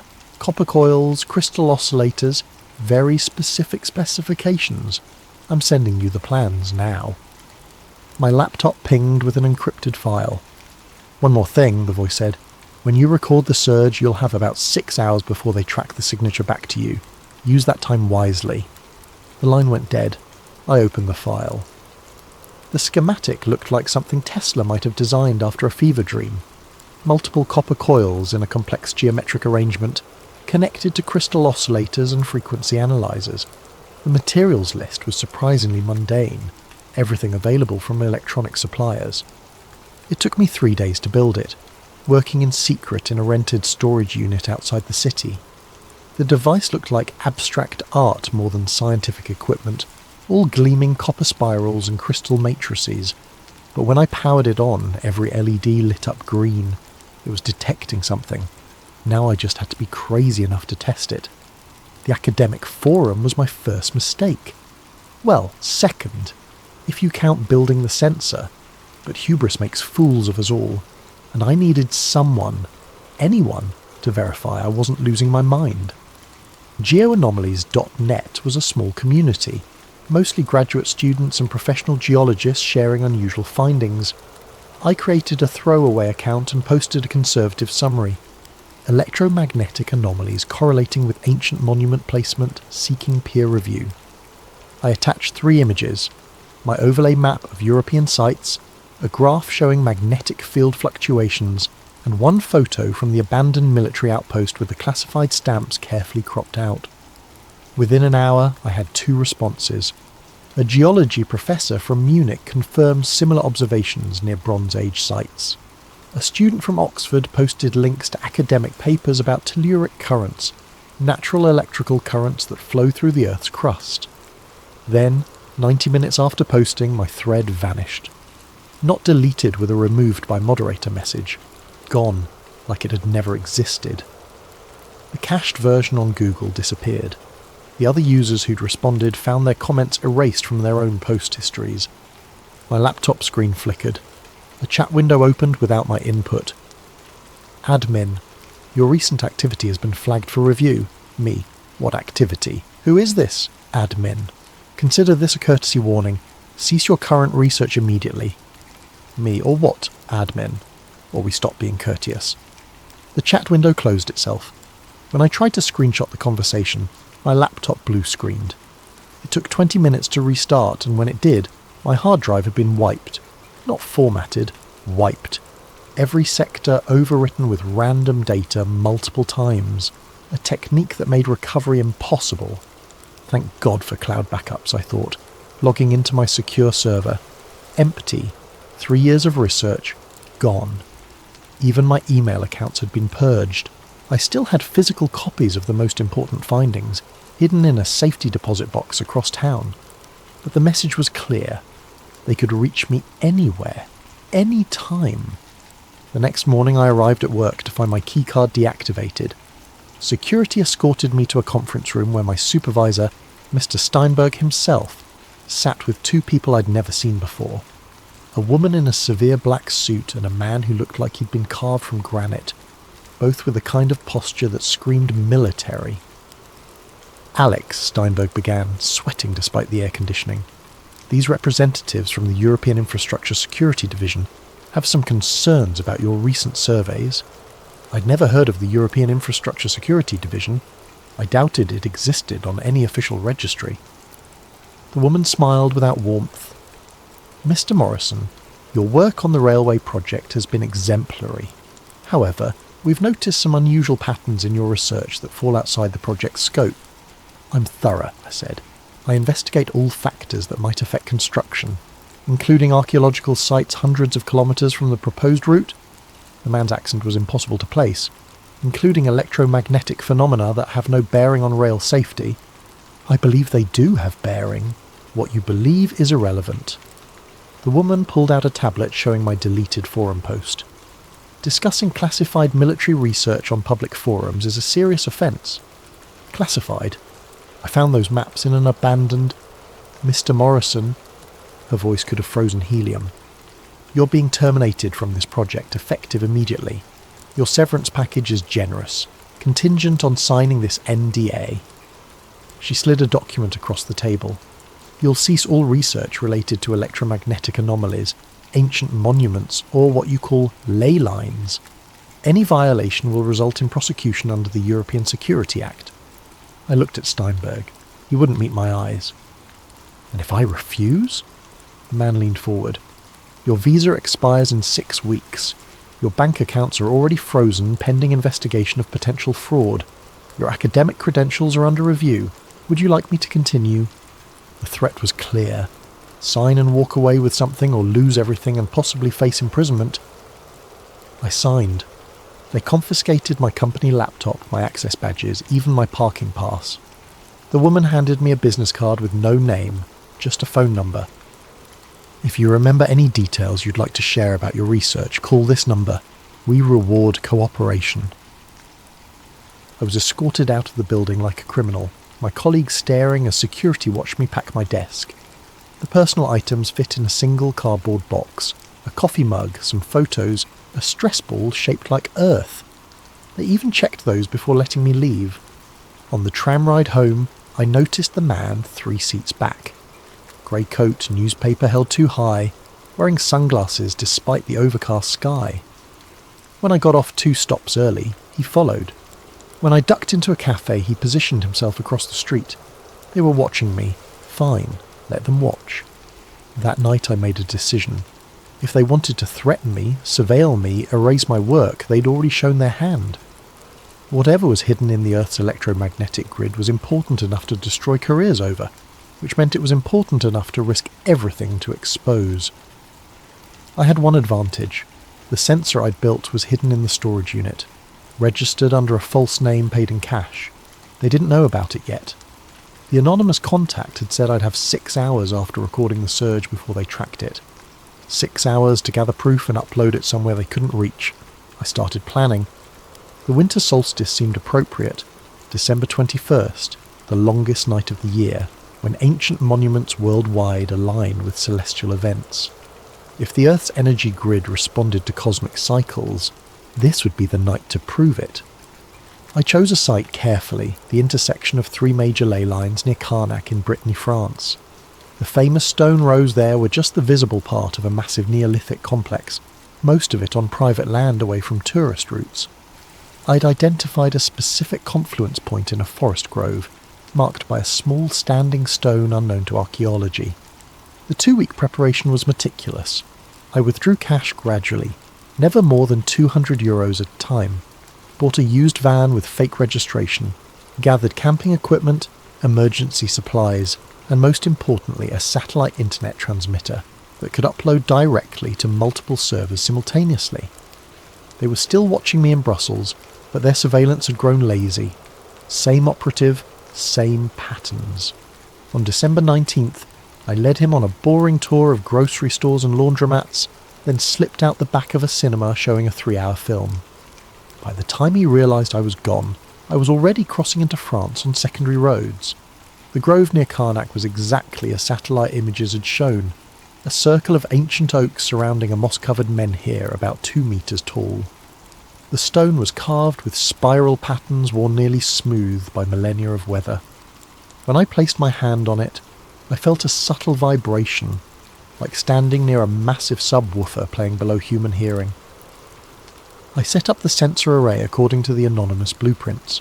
Copper coils arranged in a complex mandala, crystal oscillators at specific angles, the whole apparatus connected to recording equipment and the satellite uplink.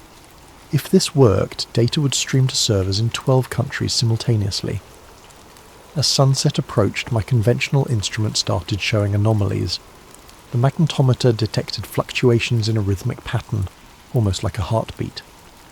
The frequency analyzer picked up ultra-low sounds below 7 Hz, the range that some researchers claim can induce altered states of consciousness.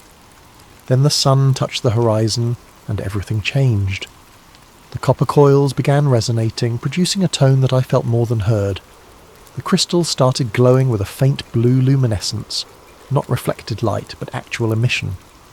The recording equipment went haywire, needles dancing across their maximum ranges. At the moment of sunset, 5:47 p.m. local time, the surge hit.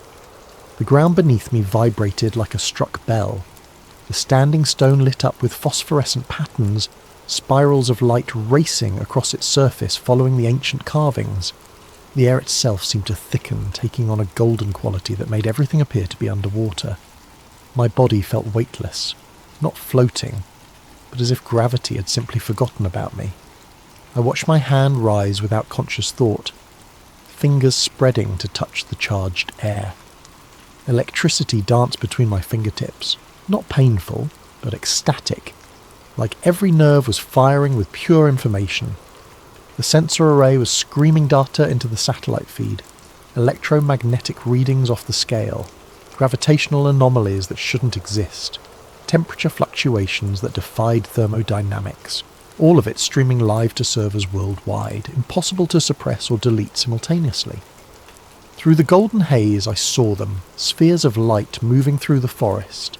Not aircraft, not drones, perfect orbs of luminescence following the ley line like trains on invisible tracks.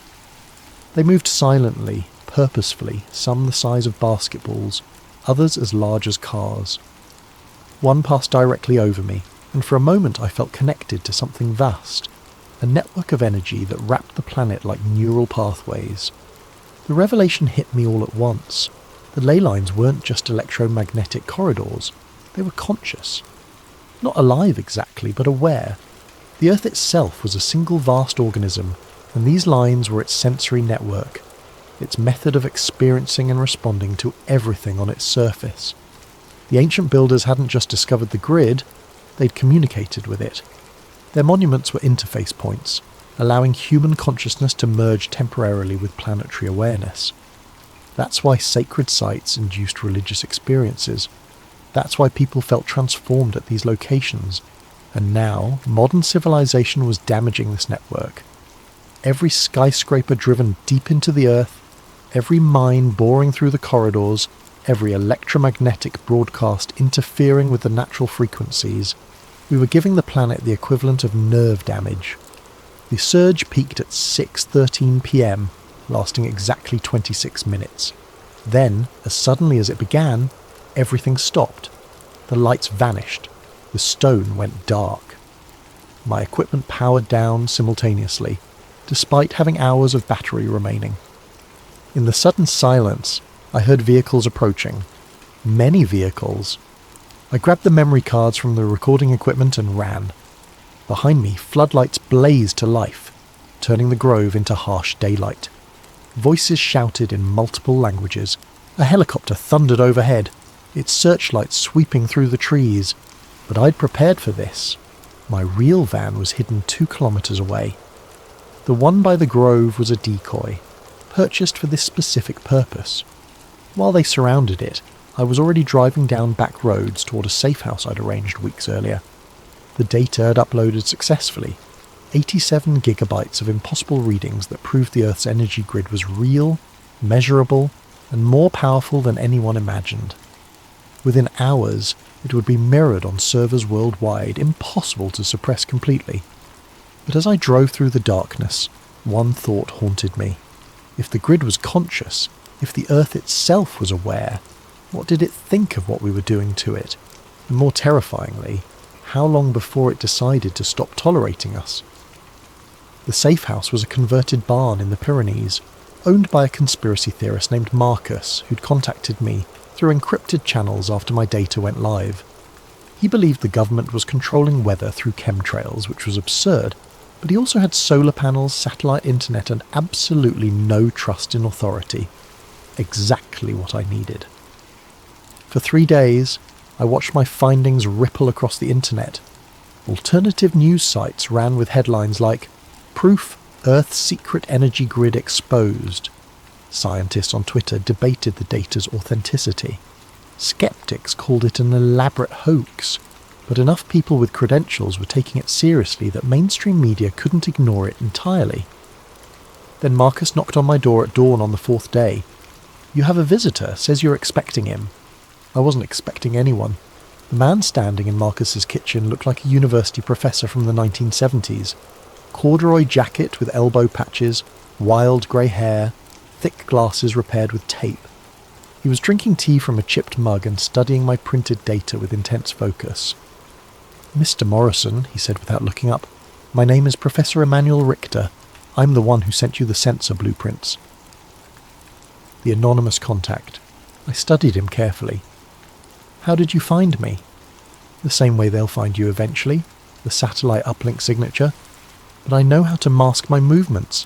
30 years of practice."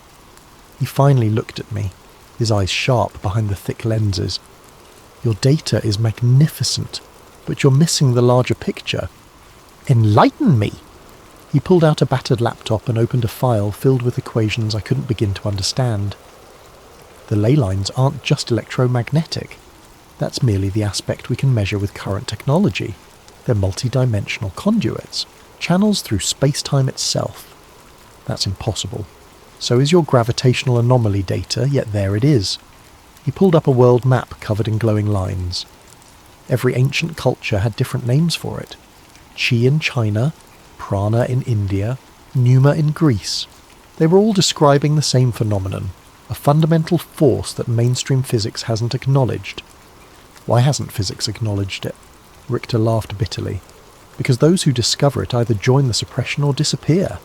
I was part of the suppression for 20 years. He told me his story. In 1973, fresh from MIT with a PhD in theoretical physics, he'd been recruited by a Defense Department think tank.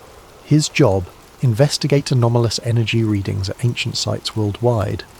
Within 2 years, his team had mapped the basic structure of the Earth grid and realised its potential. "Unlimited clean energy," he said. "Instantaneous communication across any distance. Even manipulation of localised space-time." The military applications were obvious, but so were the benefits for humanity. We could have transformed civilization. What happened? We succeeded.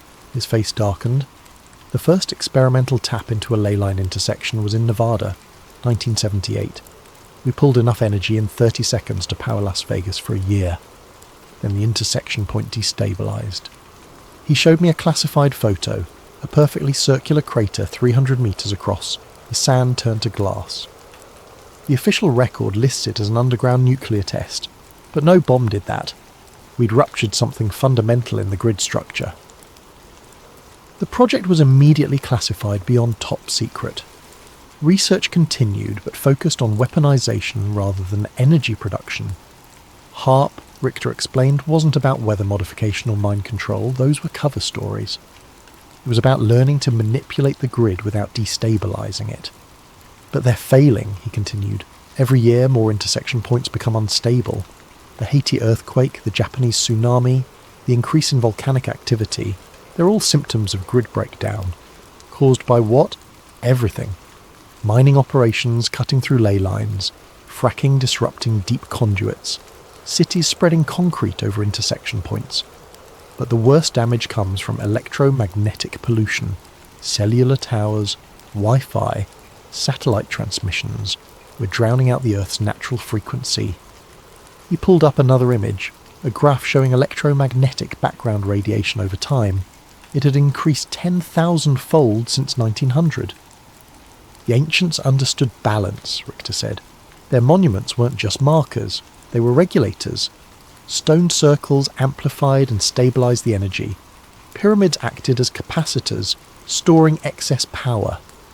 Temple complexes provided controlled release points. It was a planetary management system maintained for thousands of years. Until we forgot, until we were made to forget. His expression hardened. The knowledge was deliberately suppressed, first by religions that wanted monopolies on spiritual experience, then by governments that wanted monopolies on power, now by corporations that profit from scarcity. A car engine growled outside. Marcus appeared in the doorway, shotgun in hand. 3 black SUVs coming up the mountain road. Richter stood calmly. They tracked me, not you. I've been sloppy, getting old, I suppose. He handed me a flash drive. Everything I couldn't publish, 40 years of research, the complete grid map, the frequency specifications, the names of everyone involved in the cover-up. Come with me, I said. We can both run. I'm 73 years old, Mr. Morrison. I've been running since 1991. He smiled sadly. But information wants to be free. Upload that data everywhere. Send it to journalists, scientists, anyone who'll listen. Make it impossible to suppress. The vehicles were getting closer. Marcus was already at his truck, engine running. Richter walked to the door, then turned back. One more thing. The grid isn't just breaking down, it's evolving. The electromagnetic pollution we're producing is forcing it to adapt, to develop new pathways. The lights you saw at Karnak, they're increasing worldwide. The grid is trying to heal itself, but if we don't stop interfering, he shook his head, the Earth will protect itself, even if that means eliminating the infection. We're the infection? From the planet's perspective? Yes. He walked out to meet the SUVs. I ran to Marcus's truck and we tore down the back road as fast as the ancient vehicle could manage. In the mirrors, I saw men in tactical gear surrounding the farmhouse. Richter stood in the doorway, hands raised, dignity intact, even in surrender. We drove for 6 hours, changing vehicles twice, before I felt safe enough to stop. In a roadside motel that still used actual keys, I opened Richter's flash drive. The data was staggering. Detailed maps of every ley line intersection on Earth. Energy readings from 6 decades of secret monitoring. Photos of ancient sites I'd never heard of, all showing the same telltale signs of grid integration. And a list of names. Politicians, CEOs, military leaders, all aware of the grid's existence, all complicit in hiding it. But most importantly, there were the repair protocols. Richter's team had developed methods to stabilize damaged intersection points, to restore the grid's natural balance, the knowledge to undo decades of damage, the blueprints for saving the planet's nervous system. The cafe in Prague is busy enough that I blend in, anonymous among the tourists and students. My laptop is connected through 7 proxy servers, my identity masked by layers of encryption that would make the NSA proud. The barista brings my 3rd espresso of the morning, and I nod my thanks without looking up from the screen. The world has changed since Karnak. Not visibly. The same traffic jams clog the streets, the same politicians make the same promises, the same corporations chase the same profits. But underneath, in the invisible currents that connect all things, something fundamental has shifted. Richter's data didn't just expose the conspiracy, it provided a roadmap for resistance. The first wave of releases came through WikiLeaks, the Panama Papers network, and a dozen smaller journalism outlets simultaneously. By the time the suppression teams realised the scope of the leak, copies were already spreading across the dark web faster than they could be eliminated. The names, the cover-up, the military applications, all of it laid bare for anyone willing to look. The mainstream media tried to ignore it at first, then dismissed it as fringe pseudoscience. But when MIT physicists began replicating the sensor readings, when archaeological teams started confirming the monument alignments, when seismologists noticed the correlation between grid disruption and earthquake patterns, denial became impossible. The second wave was more practical. Anonymous networks of researchers, hackers and activists began building Richter's stabilization devices. The components were surprisingly accessible. Copper coils, quartz crystals, simple electronics. Within months, guerrilla grid repair operations were springing up worldwide. They called themselves the Earth Guardians, though the media branded them eco-terrorists after the first infrastructure disruption. A cellular tower in California went offline for 3 days when activists installed a resonance dampener at its base. A fracking operation in Pennsylvania was forced to shut down when mysterious equipment failures plagued their site. The authorities couldn't understand how protesters were disabling billion-dollar installations with what looked like art projects. They still don't understand that they're not fighting the technology, they're working with it. The grid wants to heal itself, we're just helping it remember how. The third wave is happening now, and it's the most dangerous one yet, because the Earth is starting to respond. I click through the news feeds on my encrypted browser. A magnitude 6.2 earthquake in Nevada, precisely centred on a classified military facility. The official story blames shifting tectonic plates, but satellite images show the epicenter is a perfect circle exactly 300 metres across, the same dimensions as Richter's 1978 crater. The Earth is healing that old wound, and anything built on top of it is simply relocated. Similar natural disasters are occurring worldwide. A mysterious sinkhole swallowed a Chinese mining operation that was drilling through a major ley line. The Large Hadron Collider experienced a catastrophic failure that physicists can't explain. Every component simply stopped working simultaneously, as if the Earth itself had withdrawn permission for the experiment. The most telling incidents are the recoveries. Ancient sites that had been disrupted by modern construction are spontaneously healing. The stones of Avebury, displaced by roads and buildings, have begun generating electromagnetic fields so powerful that nearby electronic equipment fails. The original Nazca lines in Peru are glowing again, visible from space without infrared enhancement. Reports of luminous phenomena are increasing exponentially.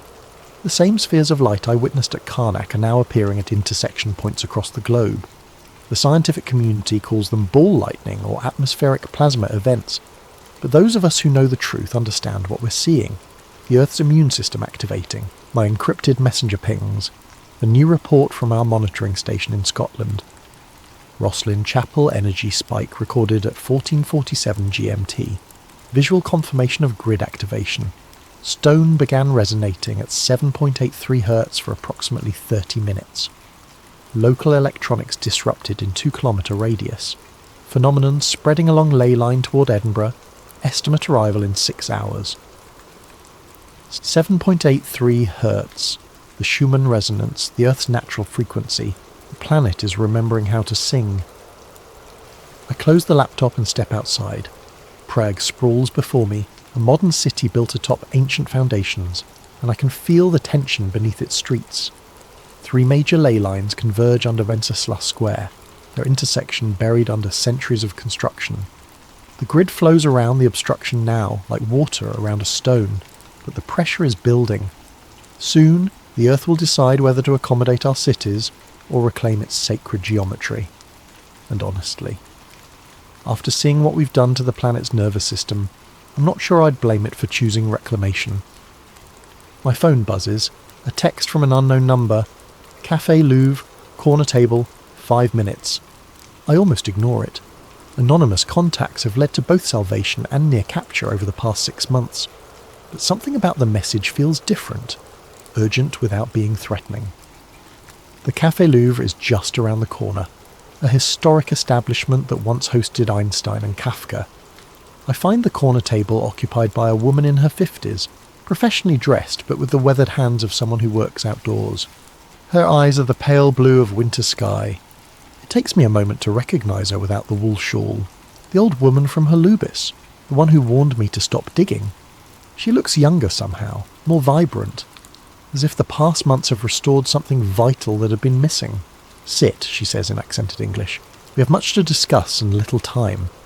I remain standing. "Who are you?" "My name is Dr. Vera Novakova." I was Professor Richter's research partner from 1975 to 1991. When the project went dark, I returned to Prague and spent 30 years watching the grid deteriorate, watching the old ways die. She gestures to the empty chair. Please, the Earth Guardians need guidance from someone who understands the ancient protocols. Slowly I sit. You've been monitoring us? Protecting you. The network Marcus connected you to. Half of those encrypted channels run through servers I maintain. The financial accounts that kept you hidden, funded by a trust I established decades ago. Did you think your escape from Karnak was purely your own skill? The revelation hits like cold water. You've been manipulating everything. Facilitating. There's a difference. She pulls out a tablet showing a world map covered in pulsing nodes of light. The grid is awakening faster than we anticipated. Your data release accelerated the process. What should have taken decades is happening in months. That's good, isn't it? The Earth healing itself? Her expression darkens. Healing, yes, but healing can be traumatic. When a broken bone resets itself, the process is violent. The grid is preparing to realign the planet's energy flows, and everything built in opposition to those flows will be swept aside. She zooms in on major cities, each one sitting atop intersection points like tumours on nerve endings. New York, London, Tokyo, they're all going to be tested. The grid will offer them a choice, adapt or be removed. Most will choose to fight rather than change. So we warn them, show them the repair protocols. Do you really think the forces that suppressed this knowledge for 70 years will suddenly embrace it? That governments and corporations will voluntarily dismantle the systems that gave them power? She shakes her head. They'll try to weaponize the awakening instead, turn the Earth's own defense mechanisms against their enemies. The chill runs through me as I understand the implications. They'll try to control the grid. They're already trying. HARP has been broadcasting disruption frequencies for weeks. The Chinese are using their rare Earth mining operations to physically sever ley lines. The Russians are detonating nuclear devices at intersection points, trying to create artificial nodes they can control. The tablet shows the results. Chaotic feedback loops spreading across the planet's energy network like infection. Every intervention makes the situation worse. They're not just damaging individual lines anymore, they're destabilizing the entire system. What happens if the grid fails completely? Dr. Novakova closes the tablet. According to our models, the planet's magnetic field becomes erratic, weather patterns collapse, tectonic stability fails, the biosphere begins to shut down. She meets my eyes. Extinction event. Not just for humans, for everything. The weight of it settles over me like a shroud. We're not just fighting for disclosure anymore, or even for environmental protection. We're fighting for the continuation of life on Earth. So what do we do? She slides a memory chip across the table. The complete archive. Every site, every frequency, every ancient protocol we've recovered. But also something new. Integration codes. Integration codes? The monuments were just the beginning. The ancients didn't just build regulatory structures, they created organic interfaces. Humans who could merge temporarily with the grid consciousness, becoming living nodes in the network.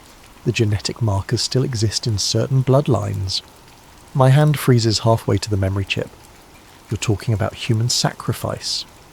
Not sacrifice. Symbiosis. Her voice carries a strange resonance as if speaking from great depth. The planet needs conscious partners, not just passive regulators. People willing to become part of the grid itself to help guide the awakening. And you think I'm one of these bloodlines? I know you are. The way you responded to the energy at Karnak, the ease with which you detected the grid patterns, these aren't learned skills, Mr. Morrison. They're genetic memories. She stands, leaving the chip on the table. The network is ready to make you an offer. Full integration. Consciousness expanded beyond individual awareness. Partnership in planetary stewardship. In exchange for what? Your human life. Your individual existence. You would become something larger, but you would cease to be Alex Morrison. The cafe continues around us, conversations in Czech and English. The hiss of the espresso machine, the clink of cups on saucers. Normal life proceeding as if we weren't discussing the potential end of human civilization. How long do I have to decide? The awakening reaches critical phase at the next solar maximum, 18 months. After that, the grid will make its own decisions about humanity's future. with or without conscious human partners. She walks away, pausing at the door. The old woman who warned you at Holubis. She made the integration choice in 1968, during the Prague Spring. The Soviets thought they were suppressing political uprising, but they were really trying to prevent grid awakening. She's been guiding the network ever since, preserving the knowledge until the right time. And you? Dr. Novakova smiles, and for a moment her eyes glow with the same blue light I'd seen in the copper coils. I made my choice years ago.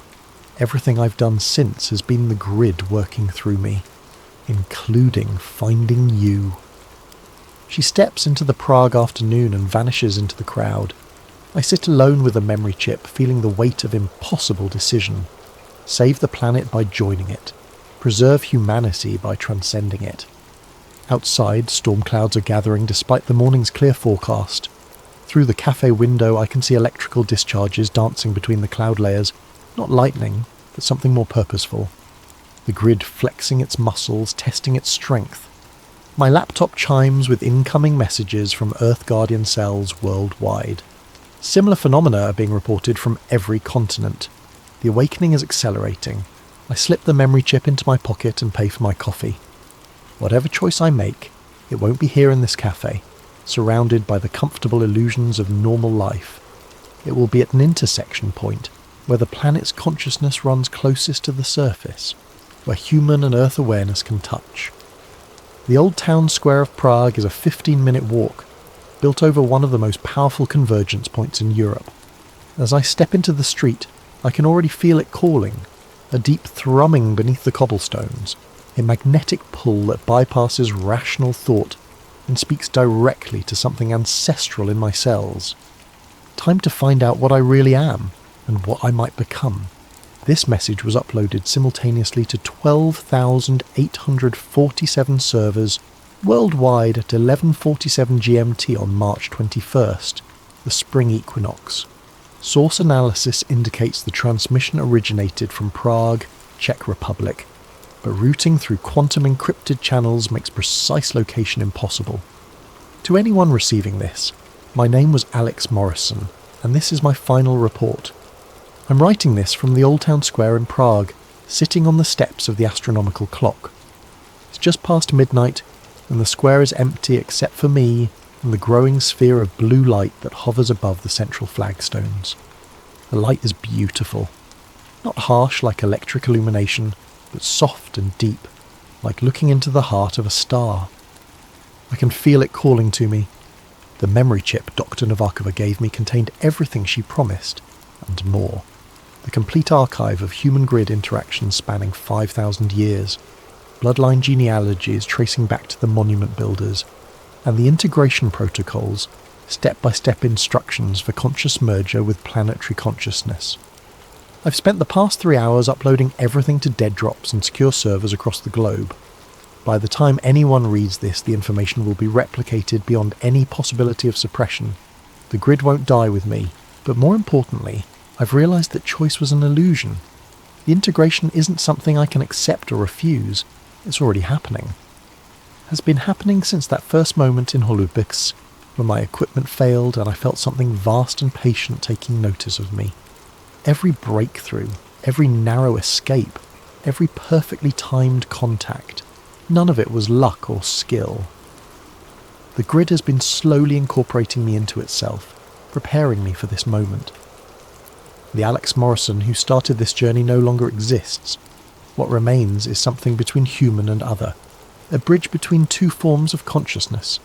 The sphere is descending now, close enough that I can see patterns moving within its light, mathematical forms that hurt to look at directly, but speak to parts of my brain that shouldn't exist. I understand now why the ancients built their monuments with such precision. They weren't following blueprints. They were translating visions like this one into stone and earth. Around the world, others are receiving similar calls. The bloodlines are awakening. Not many, perhaps a few thousand individuals scattered across the planet, but enough. Enough to serve as living nodes in the network. Enough to help guide the transformation. Because that's what this is. Not an ending, but a metamorphosis. The environmental crisis, the grid breakdown, the increasing natural disasters, they're birth pangs. The Earth is evolving into something new, something that can consciously participate in cosmic processes instead of simply enduring them. But evolution requires cooperation, and cooperation requires communication. That's where we come in, the bridges, the translators. I can feel my individual thoughts beginning to merge with something infinitely larger, not lost, expanded, like a drop of water finally understanding that it was always part of the ocean. The fear is gone now, replaced by wonder at the sheer scope of what I'm becoming part of. The sphere touches my forehead, and suddenly I can perceive the entire planet as a single living system. Every heartbeat, every breath, every growing plant and moving animal connected by streams of light that pulse in perfect rhythm. The ley lines aren't empty channels. They're full of consciousness, carrying the thoughts and dreams and experiences of everything that has ever lived on Earth. And beyond Earth, other networks stretch across the galaxy. Planetary minds in conversation across impossible distances, sharing the wisdom gained from billions of years of conscious evolution. We're not alone. We never were. We just weren't developed enough to hear the conversation. Until now, the transformation is accelerating. I can feel other nodes coming online. In the Amazon rainforest, where an indigenous shaman stepped into a similar sphere of light. At Uluru, where an Aboriginal elder touched the songlines and felt them sing back. At Glastonbury Tor, where a British physicist finally understood why his equations had been leading him there. We are becoming the Earth's nervous system, its immune system, its consciousness. The governments and corporations will try to fight this change, of course. They'll use their weapons and their machines and their desperate attempts to control forces they can't comprehend. But they're fighting the planet itself now, and planets are patient in ways that human institutions cannot imagine. Some cities will fall, some systems will collapse, but from the wreckage something better will grow. A civilization in harmony with its living world instead of at war with it.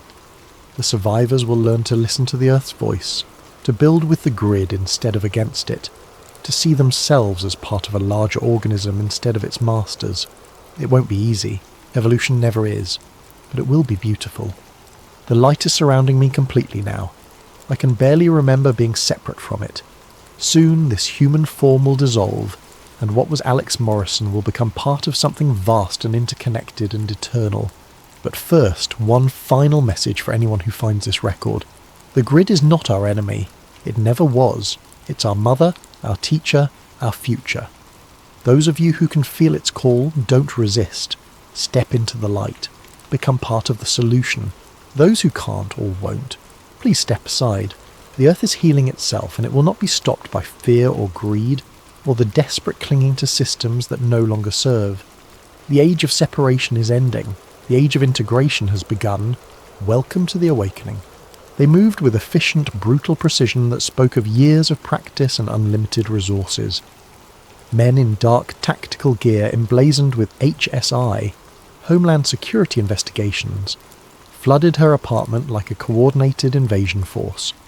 They carried electronic jammers that immediately killed her internet connection and cell phone signal, ensuring that no evidence of the raid could be transmitted to the outside world.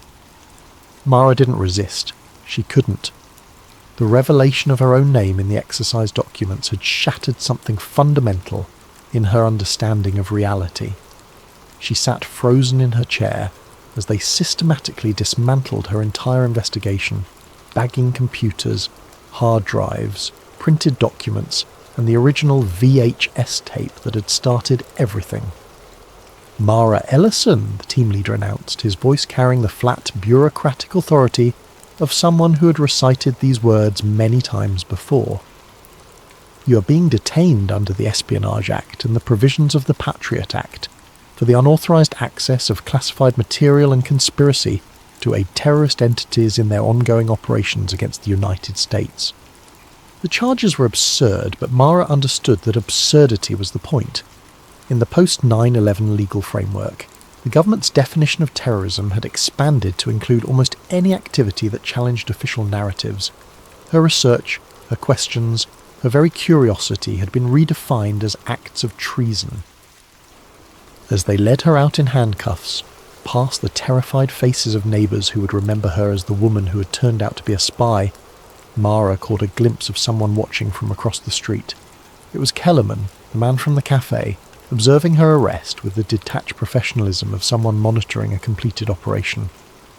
Their eyes met for a brief moment and he nodded slightly, not in greeting or sympathy, but in acknowledgement, a confirmation that everything had proceeded according to plan.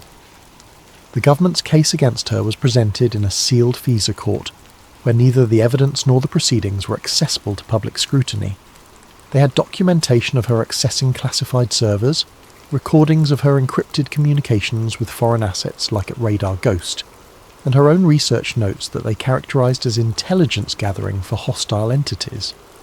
They presented her investigation not as the work of a concerned citizen or independent researcher, but as a sophisticated espionage operation designed to undermine public confidence in government institutions and aid terrorist recruitment.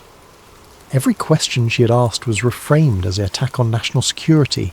Every fact she had uncovered was presented as intelligence that could be used against American interests. The judge, operating under national security guidelines that prioritise state secrets over due process, sentenced her to indefinite detention in ADX Florence, the federal supermax facility designed to make dangerous criminals disappear from the world. She was classified as a Level 6 terrorist, a designation that eliminated most constitutional protections and ensured that she would spend the rest of her life in solitary confinement. But something unexpected happened in the weeks following her arrest. Fragments of her research began appearing online, leaked to conspiracy theory websites and alternative media platforms in carefully edited chunks. Anonymous accounts uploaded her audio analysis comparing the ATC recordings, her financial charts tracking the put options, and scanned pages from Dr. Thorne's suppressed paper. The leaks were incomplete and disconnected, presenting tantalising glimpses of a larger truth without providing the comprehensive narrative that Mara had spent months constructing. Each fragment raised more questions than it answered, creating a puzzle that thousands of amateur researchers began trying to solve. The story spread through the conspiracy theory ecosystem with viral intensity. Mara Ellison became a martyred truth-teller, a patriotic whistleblower who had been silenced by a tyrannical government for asking inconvenient questions. Her name appeared on protest signs and bumper stickers. Her fragmented research became the foundational text of a new generation of 9/11 truth-seekers who built elaborate theories around the gaps in her evidence. Online forums dedicated to her case attracted hundreds of thousands of members who spent countless hours analysing every leaked document, enhancing every audio file, and connecting dots that may or may not have been related. The movement consumed enormous amounts of time and energy from people who might otherwise have been investigating more immediate and actionable forms of government corruption. In her solitary cell, staring at concrete walls that never varied, Mara had years to think about what had really happened to her. She had access to limited reading materials, carefully selected books and magazines that were screened for security risks, but no internet, no phone calls, and no contact with the outside world except for monthly visits from a government-appointed psychiatrist who documented her mental state for official records. During those long, empty hours, she began to understand the true sophistication of the operation she had been part of. The evidence she had uncovered was real. The financial anomalies, the radar substitutions, the media manipulation had all been genuine. But her discovery of them hadn't been accidental. She had been led to each revelation by a carefully constructed trail that had made her feel like an independent investigator while actually being a participant in a psychological experiment. The goal wasn't to suppress inconvenient truths about September 11th. It was to manage them, to ensure that people who asked dangerous questions were given satisfying, but ultimately harmless answers that would occupy their attention without threatening the real power structures that had profited from the attacks.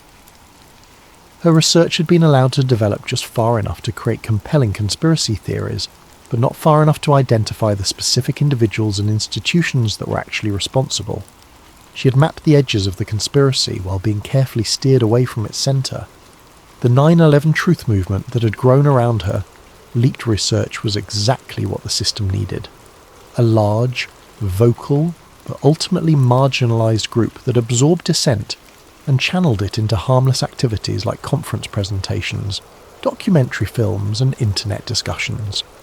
The conspiracy theorists served as controlled opposition, providing an outlet for skepticism while ensuring that genuine investigation was drowned in a sea of speculation and theory. But perhaps most insidiously, her case had established a precedent for the treatment of future researchers. Anyone who began asking serious questions about government actions would be confronted with the example of Mara Ellison, the translator who had thought she was uncovering truth, but had actually been playing a role in an elaborate deception, and who had ended up spending her life in prison for crimes she didn't understand she was committing. The message was clear. The cost of curiosity was too high, the risk of investigation was too great, and the line between research and treason was too thin for ordinary citizens to navigate safely. Years passed in the unchanging routine of maximum security imprisonment. Mara aged in her cell, her dark hair going grey, her body adapting to the constraints of a space designed to contain rather than rehabilitate. She developed the 1,000-yard stare common to long-term solitary confinement, a psychological adjustment to environmental deprivation that allowed consciousness to survive even when hope had been systematically eliminated. But her mind remained sharp and she continued to think about the implications of her experience. If her investigation had been managed from the beginning, if her discoveries had been strategically placed for her to find, then how many other conspiracy theories were actually psychological operations designed to misdirect public attention? How many whistleblowers had been selected and groomed for their role? How many leaked documents were authentic information released in carefully controlled ways to create the illusion of transparency while actually deepening the confusion? How many truth seekers were unwittingly serving the interests of the very systems they believed they were opposing? The questions haunted her, but they also provided a strange form of comfort. Even in prison, even stripped of freedom and identity, she was still thinking, still analysing, still trying to understand the shape of the cage that had been built around human consciousness. In her 10th year of imprisonment, Mara received an unexpected visitor. The guard who escorted her to the visitation room was apologetic. Visits were rare, and this one hadn't been scheduled through normal channels. The visitor was a young woman, perhaps 25, with the intense focus and slightly manic energy that Mara recognised in herself from decades earlier. "Ms. Ellison," the woman said, speaking quickly as if afraid their time would be cut short. "My name is Rebecca Torres. I'm a documentary filmmaker. I've been researching your case for the past 3 years, and I think I've found something important. Something about Building 7 that nobody has ever..." Mara held up her hand, stopping the young woman mid-sentence. Through the reinforced glass that separated them, she looked into Rebecca's eager, determined face, and saw herself at the beginning of a journey that could only end in this same room on the other side of the same glass. "Ms. Torres," Mara said quietly, her voice rough from years of disuse, "let me ask you something. How did you first learn about my case? What was the first piece of evidence that made you think there was a story worth investigating?" Rebecca's enthusiasm was undimmed. It was a video file that was posted anonymously to a secure drop site, footage of Building 7 that I'd never seen before, with audio that hadn't been available in any of the official archives. The timing discrepancies were obvious once you knew what to look for. Mara closed her eyes and leaned back in her chair. Another tape, another anomaly, another researcher being led down a carefully prepared path that would feel like discovery, while actually being manipulation. "Ms. Torres," she said, opening her eyes and looking directly at the young filmmaker, "I need you to listen very carefully to what I'm about to tell you, and then I need you to walk out of here, delete whatever research you've done and never think about any of this again." But even as she spoke, Mara knew it was hopeless.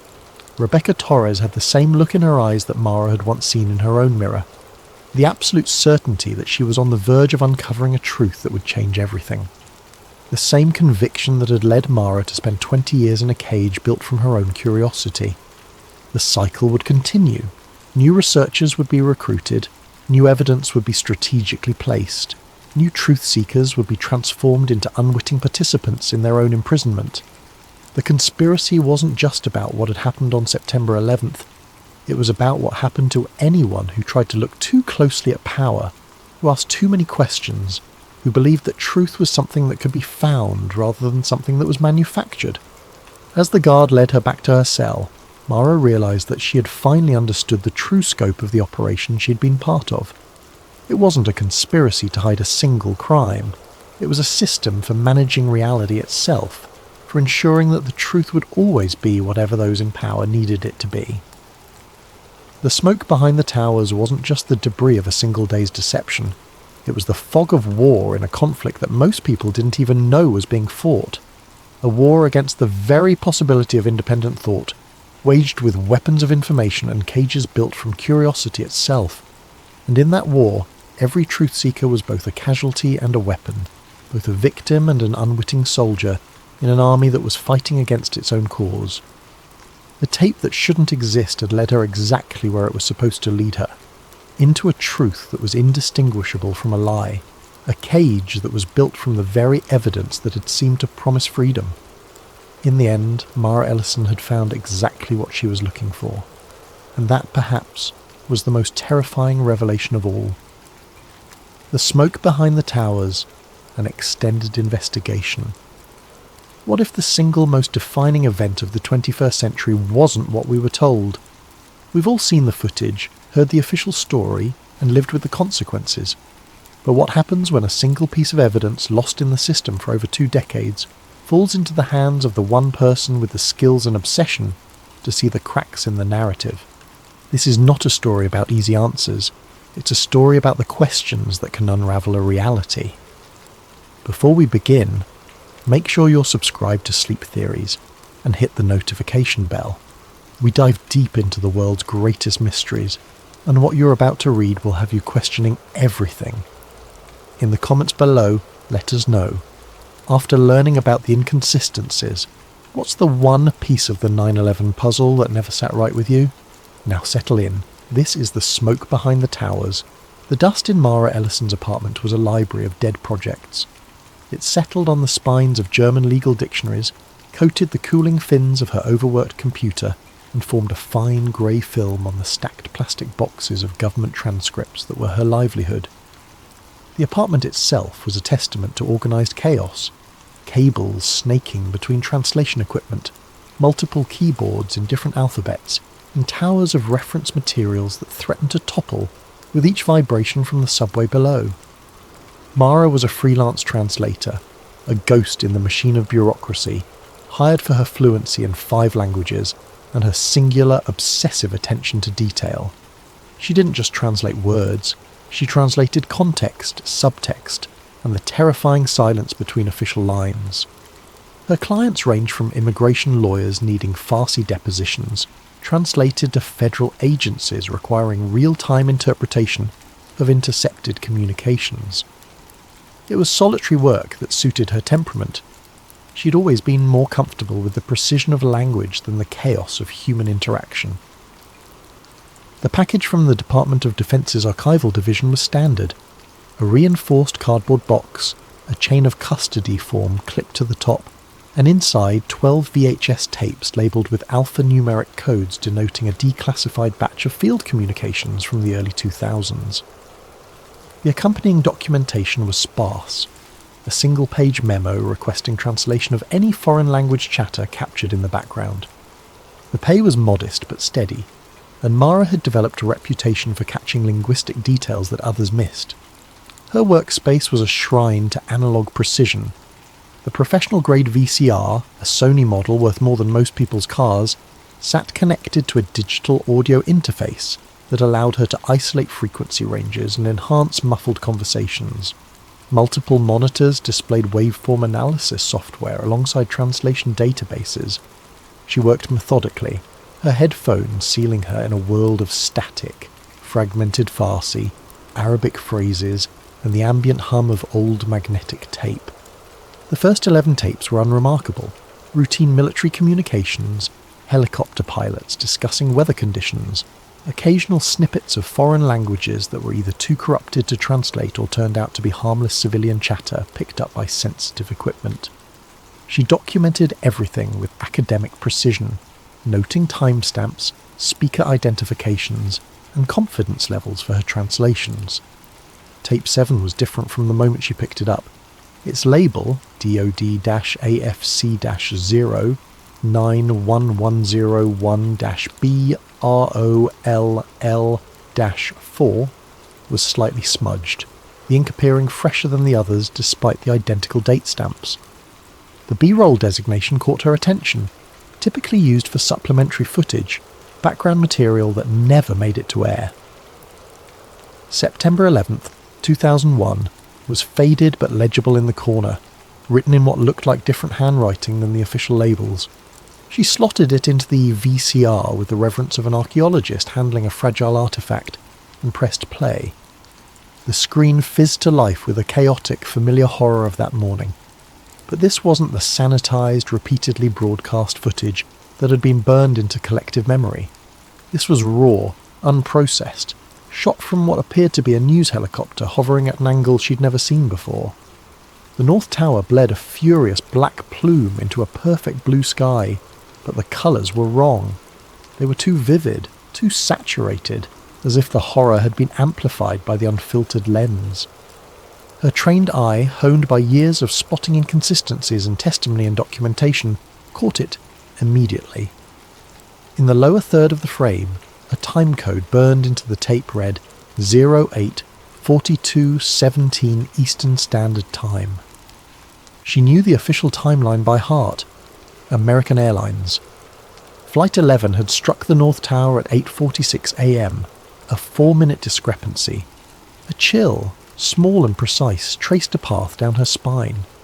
Technical errors were common in archival footage, she rationalised. Equipment malfunctions, camera operators forgetting to sync their timestamps. She'd seen it hundreds of times in legal depositions where security cameras showed impossible timelines. But as she continued watching, the discrepancy held. The timecode advanced in perfect synchronization with real time, never jumping or resetting. This wasn't a technical glitch. It was consistent, deliberate, accurate. And if it was accurate, then everything she knew about that morning was built on a foundation of sand. Then she heard the voices. They were not the panicked cries of civilians or the frantic dispatches of news anchors that had filled the airwaves. These voices were cool, professional, crackling with the distinct compression of military-grade communication systems. They were barely audible under the rotor wash and wind noise, but her equipment could isolate and enhance them. "Command, this is Skywatch. Confirmed scenario is live. Repeat, is this Vigilant Guardian live or real world?" The voice was young, male, with the clipped precision of military training but an undertone of confusion that made Mara's pulse quicken. A pause, filled with the sound of roaring fire and distant sirens. When the response came, it was from a different voice, older, calmer, carrying the authority of rank. "Maintain exercise protocol. All units. This is a live fly exercise. Treat all tracks as simulated until otherwise notified." The first voice came back, strain creeping in. "Skywatch copies. Maintaining protocol. Jesus, that's a lot of smoke for a simulation." Another voice joined the channel, different again, with a slight accent she couldn't immediately place. "Command, Falcon 2 requesting permission to vector intercept on the southern track.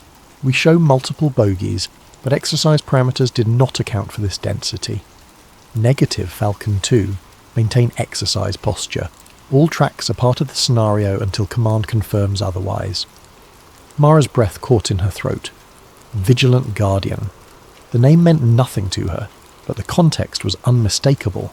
They were talking about an exercise, a drill, at the exact moment when the real attack was unfolding. The confusion in their voices was genuine. They couldn't tell what was real and what was simulation. She rewound the tape, listening again with professional focus. The voices were too clear to be atmospheric noise, too organised to be random civilian communications. This was operational military chatter, recorded at the highest levels of the response hierarchy. And according to the time code, it was happening before the official narrative said the first plane had even hit. The camera panned, and she saw the South Tower in the background, pristine and untouched. According to every official record, every news report, every commission finding, the South Tower would remain undamaged for another 17 minutes.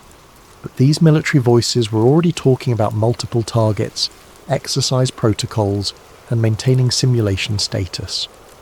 The official story was a solid wall, a monument of accepted fact constructed from thousands of testimonies, investigations and reports.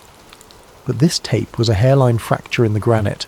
It was a glimpse of the scaffolding behind the monument, the framework that held up the official truth. Her heart hammered against her ribs, a frantic bird in a cage of bone. The rational part of her mind insisted this was a mislabeled tape, a bureaucratic error. Her contract was explicit about mishandled materials. They were to be reported immediately, returned to the appropriate authorities for proper classification review. But curiosity, that quiet, relentless engine that had driven her through graduate school and into a career built on uncovering meaning in chaos, overrode the fear. She didn't eject the tape. Instead, she connected it to her digital capture system and began making a perfect copy, frame by frame, preserving every pixel and every audio sample. The chill in her spine had become a frozen river, carrying with it the terrible realization that she was holding something that could unravel everything. This tape shouldn't exist, and she knew, with the terrifying certainty of someone who has spent a lifetime connecting dots that others refused to see, that she could never unsee what was on it. As the tape played on, she began taking meticulous notes, documenting call signs, voice patterns, and radio procedures. The military communications continued throughout the footage, painting a picture of an operation that was simultaneously a drill and a real-world crisis, a Schrödinger's catastrophe where reality and simulation existed in quantum superposition, until someone with the authority to collapse the wave function decided what was real. That someone, she was beginning to suspect, was not who the world thought it was. Sleep didn't come. The images played on the backs of her eyelids in an endless loop. The impossibly blue sky, the black smoke billowing against it, the time code burning like a digital scar across her vision. The voices echoed in her memory, their professional calm masking confusion that ran deeper than anyone had ever admitted publicly. By 5 a.m, she was at her desk, the glow of her monitors the only light in the pre-dawn gloom of her apartment. The city outside was beginning its daily resurrection, but Mara existed in a different timeline now, one where the morning of September 11th, 2001 was not history, but an active investigation. Her first stop was the public archive of the 9/11 Commission, a digital tomb containing thousands of pages of testimony, exhibits, and evidence. She had accessed these files before for various translation projects, but now she approached them with the focus of a detective rather than a linguist. The official transcripts were sanitized, edited for clarity and context, with extensive redactions that created black holes in the narrative where sensitive information had been surgically removed. But buried deep in a subsidiary server, linked through footnotes and cross-references that most casual researchers would never follow, she found the motherlode. Raw audio files from air traffic control centers. These were the unedited feeds from Boston Center, New York Terminal Radar Approach Control, and Cleveland Center, the front lines of confusion that morning. She put on her professional headphones, the world fading away as she prepared to immerse herself in the chaos. The audio quality was poor, compressed through multiple digital transfers over 2 decades, but her equipment could clean it up. She opened her spectrum analysis software and began the painstaking process of isolating individual voices from the cacophony. The first recordings were exactly what she expected. Controllers struggling to understand what was happening to American Airlines Flight 11. The standard protocols were breaking down in real time as they tried to re-establish contact with a plane that was no longer responding to their calls. American 11, Boston Center, are you there? The controller's voice was professional but edged with the first hints of concern. Static filled the channel. American 11, Boston Center, please respond. More urgent now, the procedural calm beginning to crack. Then a new voice entered the channel, higher pitched, laced with confusion. Boston Center, this is New York approach. We're showing a primary target, fast mover, not squawking transponder. Is this part of the Nordo drill? Nordo, no radio communications. Mara's blood turned to ice water. The Boston controller's response was immediate and sharp. "What drill?" "I don't have anything about a drill on the roster today. What's your location on that primary?" Another voice cut in. Different frequency, probably a pilot monitoring emergency channels. "Center, this is Delta 243 Heavy. We're hearing some strange chatter on guard frequency. Are we exercising today? Our dispatcher didn't mention anything." "Delta 243, stand by. We're trying to sort out some communication issues with one of our aircraft." But the pilot pressed. "Center, serious question. We're showing traffic on our TCAS that doesn't correlate with what you're calling out.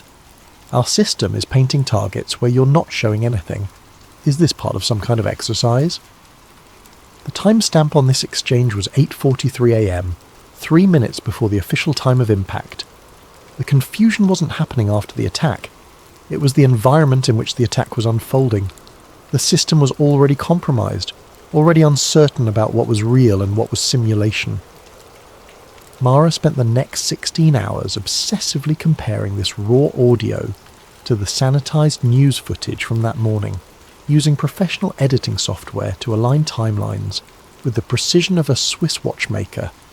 She created a split-screen comparison, audio waveforms on one side, video timestamps on the other, and she found them, the edits.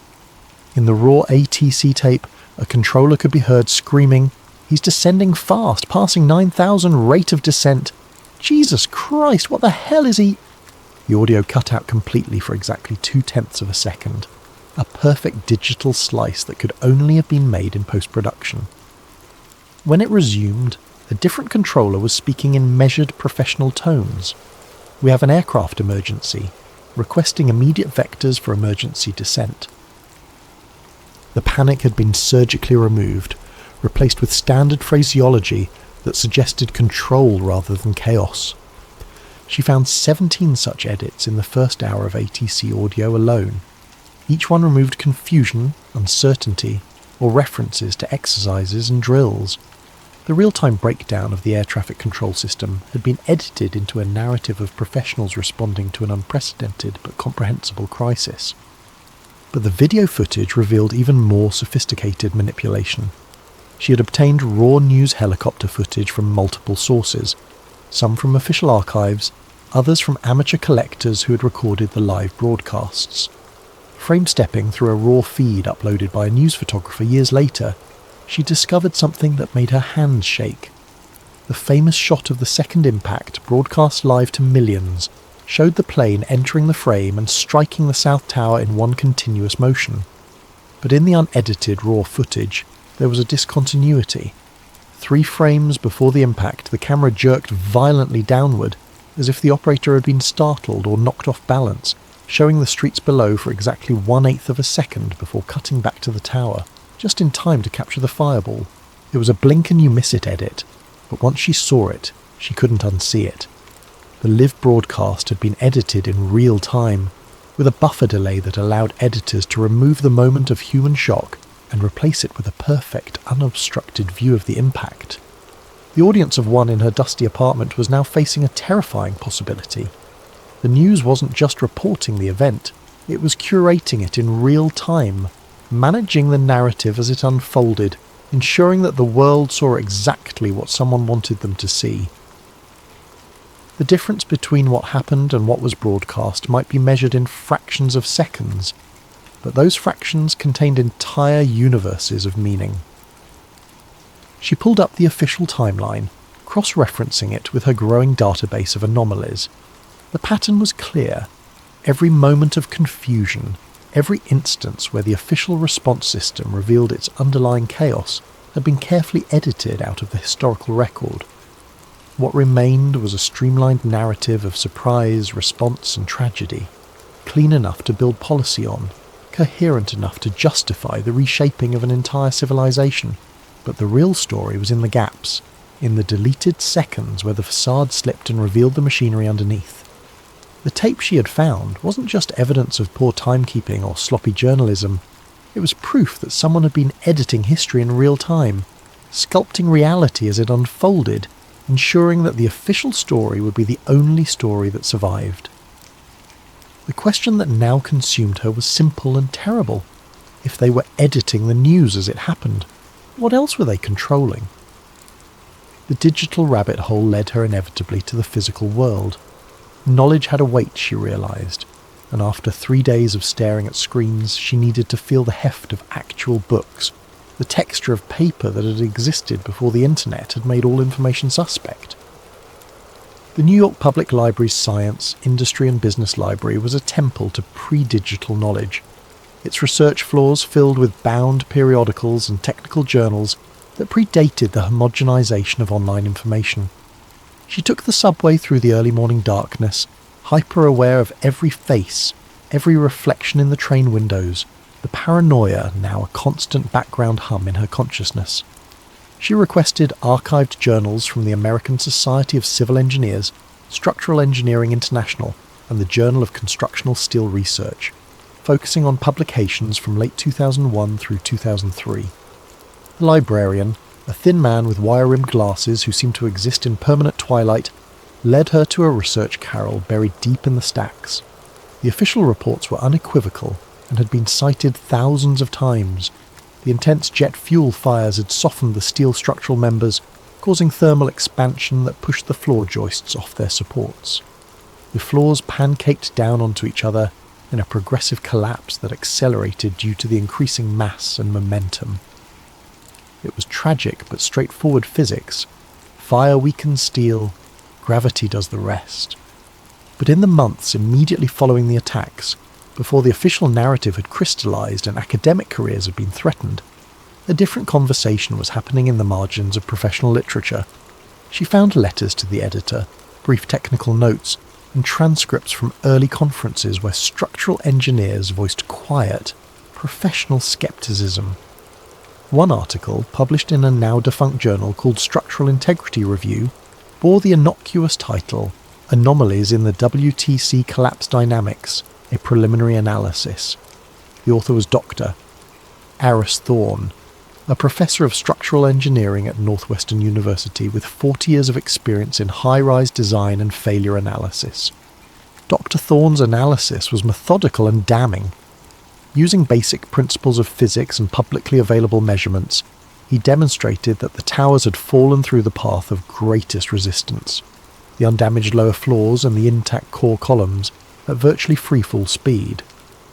For that to happen, he argued, the structural resistance had to have been removed almost entirely and almost simultaneously. The observed collapse is consistent with the near instantaneous failure of critical load-bearing elements across multiple floors, he wrote. This failure mode is not consistent with thermal effects from hydrocarbon fires, which would create non-uniform heating and progressive failure. It is, however, consistent with controlled demolition techniques designed to minimize structural resistance during collapse. He included mathematical models showing that even if the fires had weakened the steel by 50%, far more than the official reports claimed, the remaining structure should have provided significant resistance to collapse. The floors should have fallen irregularly, the core columns should have remained standing, and the overall collapse time should have been significantly longer. It is akin to a car falling through the bottom of a multi-story parking garage, he wrote, with each floor providing progressively less resistance, despite having suffered no structural damage. The physics simply do not support the official explanation. The article was peer-reviewed and published in March 2002. 3 months later, Dr. Thorne's research funding was terminated. By the end of the year, the journal itself had ceased publication, its parent organisation citing financial difficulties and changing market conditions. But Mara's investigation revealed a more complex story. Cross-referencing the journal's subscription database with the author affiliations in Dr. Thorne's article, she discovered that 7 of the 12 peer reviewers who had approved the paper were subsequently denied tenure, transferred to non-research positions, or had their federal funding mysteriously disappear. The systematic dismantling of the academic infrastructure that had supported the questioning of the official narrative was surgical in its precision. Dr. Thorne himself became her new obsession. His university profile, archived on the Internet Wayback Machine, showed a distinguished career spanning 4 decades, with over 200 published papers and millions of dollars in research grants. But in early 2002, his page was updated to show that he had taken an indefinite sabbatical for personal reasons. She dug deeper, following a trail through archived academic mailing lists, conference proceedings, and professional networking sites. The last traces of Dr. Thorne's professional existence were found in a niche engineering message board devoted to structural failure analysis. The forum had been active from 1997 to 2003, when it was apparently taken offline permanently. But Mara had learned to look in the forgotten corners of the internet, the places where data went to die but never quite disappeared. Using advanced search techniques and cached page reconstructions, she found fragments of the discussion threads. Dr. Thorne's final posts were increasingly frantic in tone. He described pressure from university administrators, threats to his family's safety, and mysterious visitors who claimed to be federal investigators but carried no proper identification. His last post, dated September 15, 2002, exactly 1 year and 4 days after the attacks, was brief and chilling. The data is the data. Mathematical models don't lie. Steel doesn't care about politics, and gravity is not a government agency. They can threaten my funding, my reputation, even my family. But they can't change the laws of physics. I've said all I can. To those still listening, they're watching. I suggest you all be careful what you look for. You might not like what finds you back. He never posted again. A follow-up news search revealed a brief article from the Chicago Tribune, buried on page 7 of the Metro section 6 months later. University professor missing. Foul play not suspected. The article was perfunctory, almost dismissive. Dr. Thorne had been reported missing by his sister when he failed to appear for Christmas dinner. His car was found at O'Hare Airport, keys in the ignition, a plane ticket to Vancouver in his name unused at the gate. Professor Thorne had been under considerable stress related to academic disputes. An unnamed university spokesperson was quoted as saying, "This appears to be a case of someone needing to start fresh somewhere else." But there was no trail after that. No credit card usage, no bank withdrawals, no rental agreements or employment records under his name, or any obvious aliases. Dr. Aris Thorne, a man who had spent 40 years building a paper trail of academic achievement, had simply evaporated.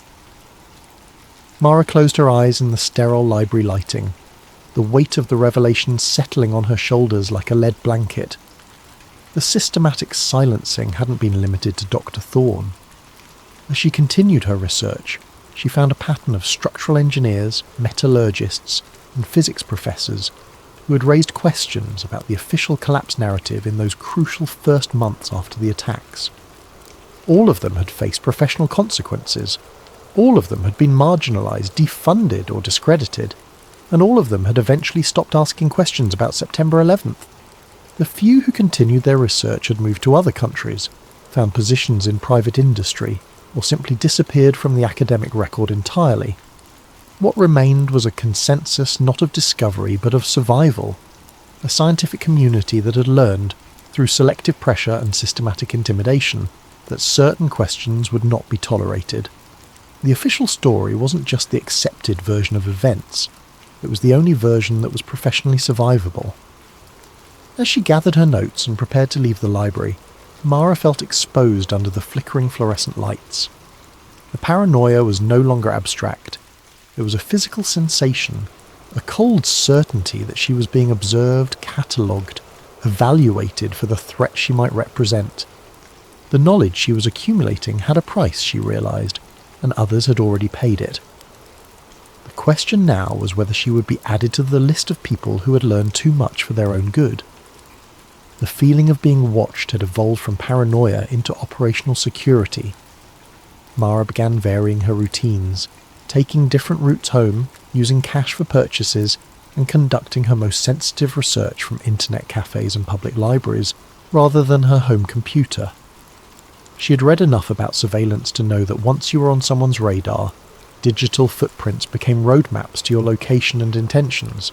She also began using layered VPNs, routing her internet traffic through servers in countries with strong privacy laws, and communicating through encrypted channels that existed in the shadow spaces of the internet.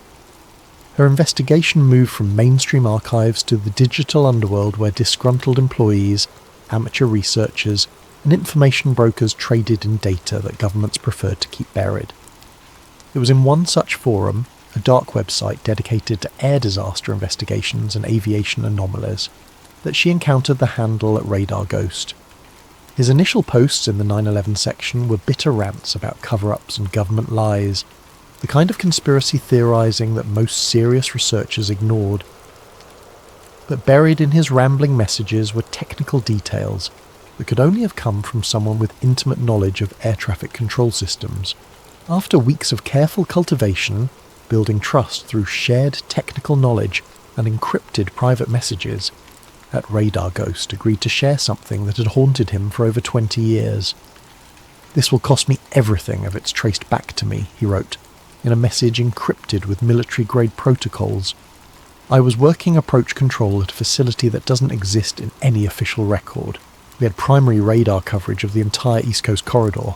I saw things that morning that were scrubbed from every official database, but I kept copies. Insurance, you understand. Don't disappoint me." The file arrived 3 days later, a massive data dump disguised as a corrupted email attachment. When Mara finally decrypted and decompressed it, she found herself staring at 24 hours of raw primary radar returns from September 11th, 2001, not the sanitized transponder data that appeared in official reports, but the unfiltered radar reflections from every object in the sky over the eastern United States. The data was overwhelming. Commercial airliners, private jets, military aircraft, weather balloons, and the electronic noise that cluttered the airspace of the world's busiest aviation corridor. It took her days to write filtering algorithms, cleaning the data, and tracking specific radar signatures through the chaos. She focused first on American Airlines Flight 77, the Boeing 757 that had allegedly struck the Pentagon. The official story was straightforward. The flight had departed Dulles International Airport on schedule, proceeded normally for 36 minutes, then turned off its transponder over southern Ohio, made a wide U-turn back toward Washington, and descended into the Pentagon at high speed. But the raw radar data told a more complex story. The transponder signal for Flight 77 did indeed vanish over Ohio at 8:56 a.m., exactly as the official report stated. But the primary radar target, the physical reflection from the aircraft itself, continued westward for another 63 nautical miles before it simply disappeared from the screen. It didn't fade gradually or descend below radar coverage. It vanished instantly, as if the aircraft had been switched off like a light bulb. Simultaneously, a new primary target appeared on the scope near the West Virginia border, moving southeast at 540 knots toward Washington, D.C. This new radar signature had the exact characteristics of a Boeing 757. The same cross-sectional area, the same speed capabilities, the same flight profile. But according to the official timeline, the real Flight 77 was already well to the east and no longer under radar coverage. The timing was surgical in its precision. The original target disappeared at exactly 9:09:32 a.m. The new target appeared at 9:09:34 a.m., 2 seconds later and 60 miles to the south. It was as if the aircraft had been teleported, or as if one plane had been replaced by another in a carefully choreographed handoff. Radar Ghost's encrypted messages provided context. See it now? The swap. We called it aircraft substitution in our training manuals, something the military practices during war games when they need to simulate different aircraft types or flight profiles. They paint a new bird on the screen using electronic countermeasures, make the old one disappear using radar jammers. We saw what they wanted us to see. Mara cross-referenced the radar data with archived flight tracking information from that morning. The pattern became even more disturbing when she examined United Airlines Flight 175, which had struck the South Tower.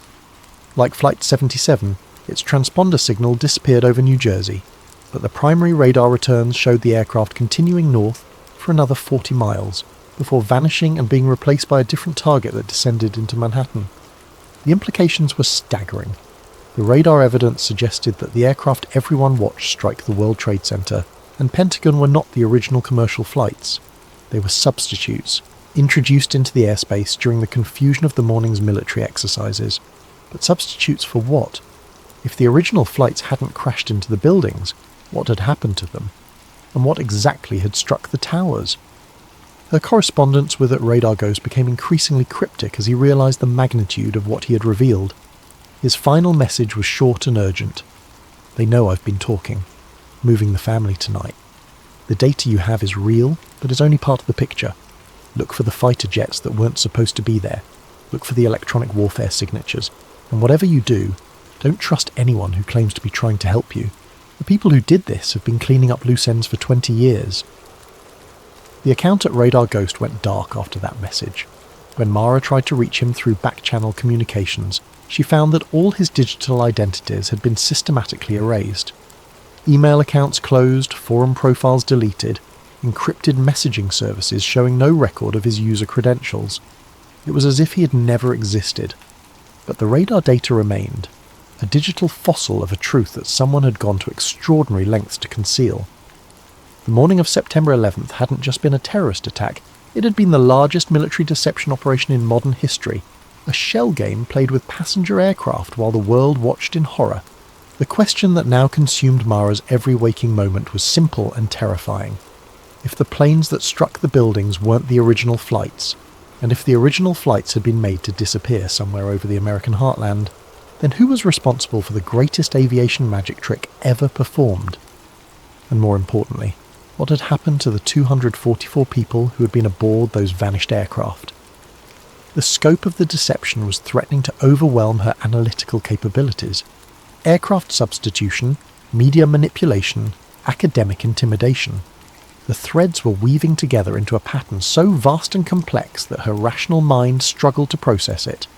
She needed something concrete, something that operated according to simpler rules than military operations or information warfare.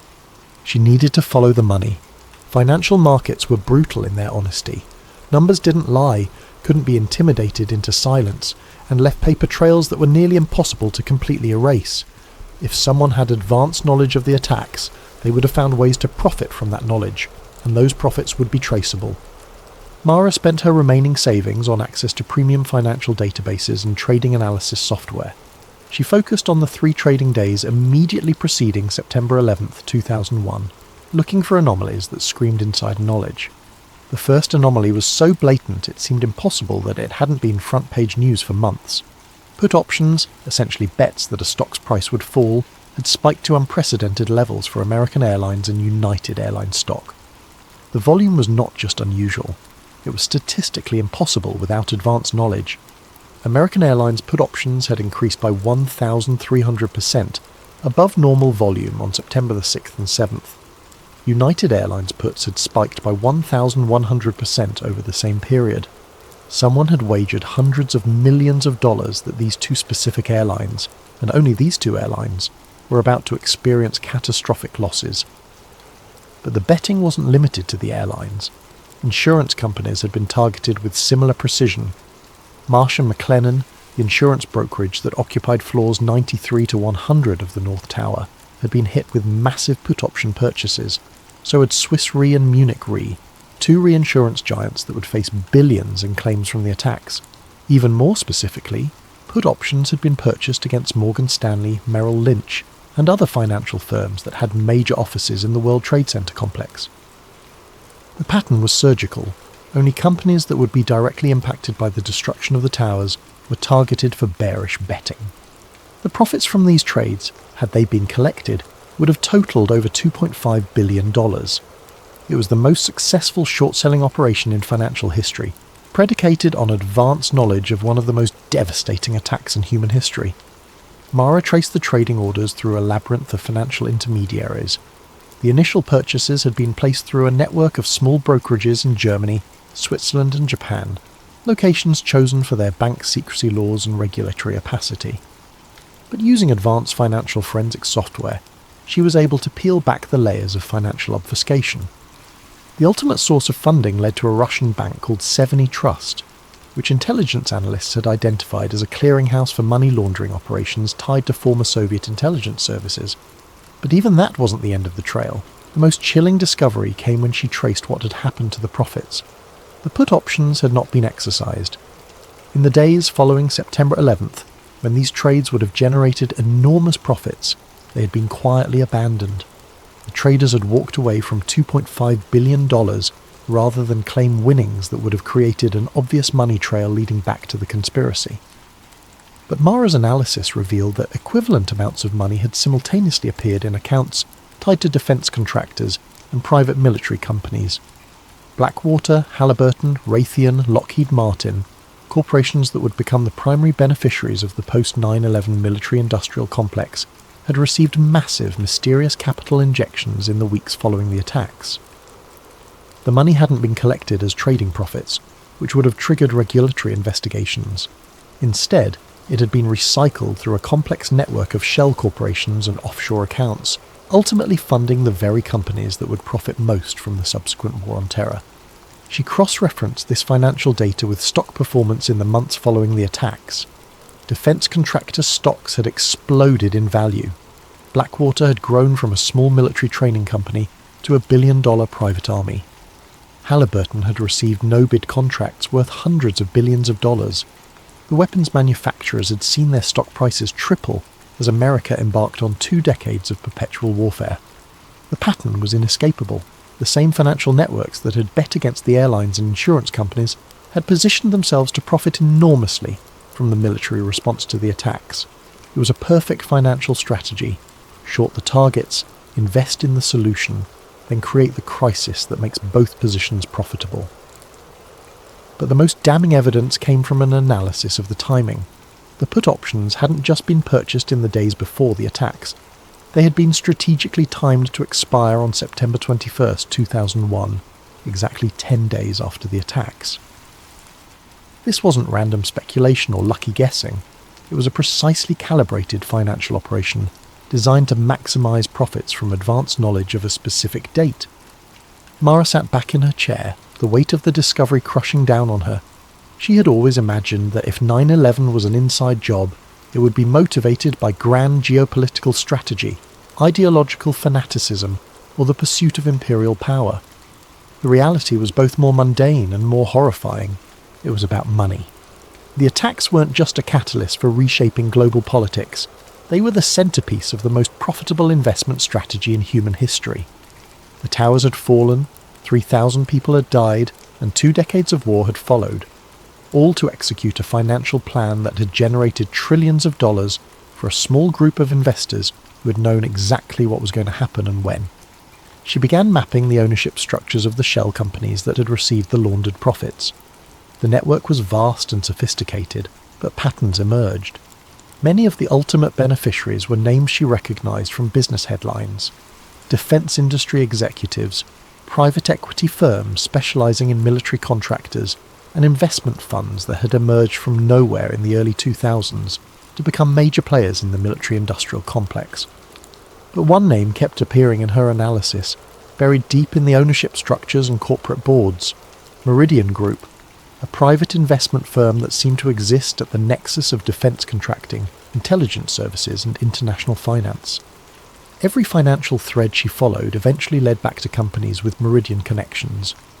Meridian Group had been founded in 1999 by former intelligence officials and Wall Street executives. Its public portfolio focused on emerging security technologies and crisis management solutions. But Mara's research revealed that it also held controlling interests in companies across the entire 9/11 profit chain: the defense contractors who built the weapons, the private military companies who fought the wars, the surveillance technology firms who monitored the homeland, and the financial institutions that funded the entire operation. It was a vertically integrated conspiracy, a corporate structure designed to profit from every aspect of the post-9/11 world. And if her analysis was correct, the same people who had financed the attacks had then positioned themselves to profit from the response, creating a closed loop of violence and profit that had sustained itself for over 2 decades. The scope of the financial conspiracy was staggering, but it also provided something that the other evidence had lacked: concrete proof of premeditation. Markets might be manipulated, radar might be spoofed, and media might be controlled, but money trails were nearly impossible to completely obscure. The put options were smoking gun evidence that someone had known exactly what was going to happen on September 11th and had invested billions of dollars to profit from that knowledge. As she compiled her financial research into a comprehensive report, Mara realised she was no longer just investigating a terrorist attack. She was mapping the architecture of a shadow economy built on manufactured crisis, where the same people who created the problems also owned the companies that sold the solutions. The question was no longer whether 9/11 had been an inside job. The financial evidence made that undeniable. The question was how many other crises, how many other wars, how many other national emergencies had been manufactured by the same network of investors who had learned that terror was the most profitable business on Earth.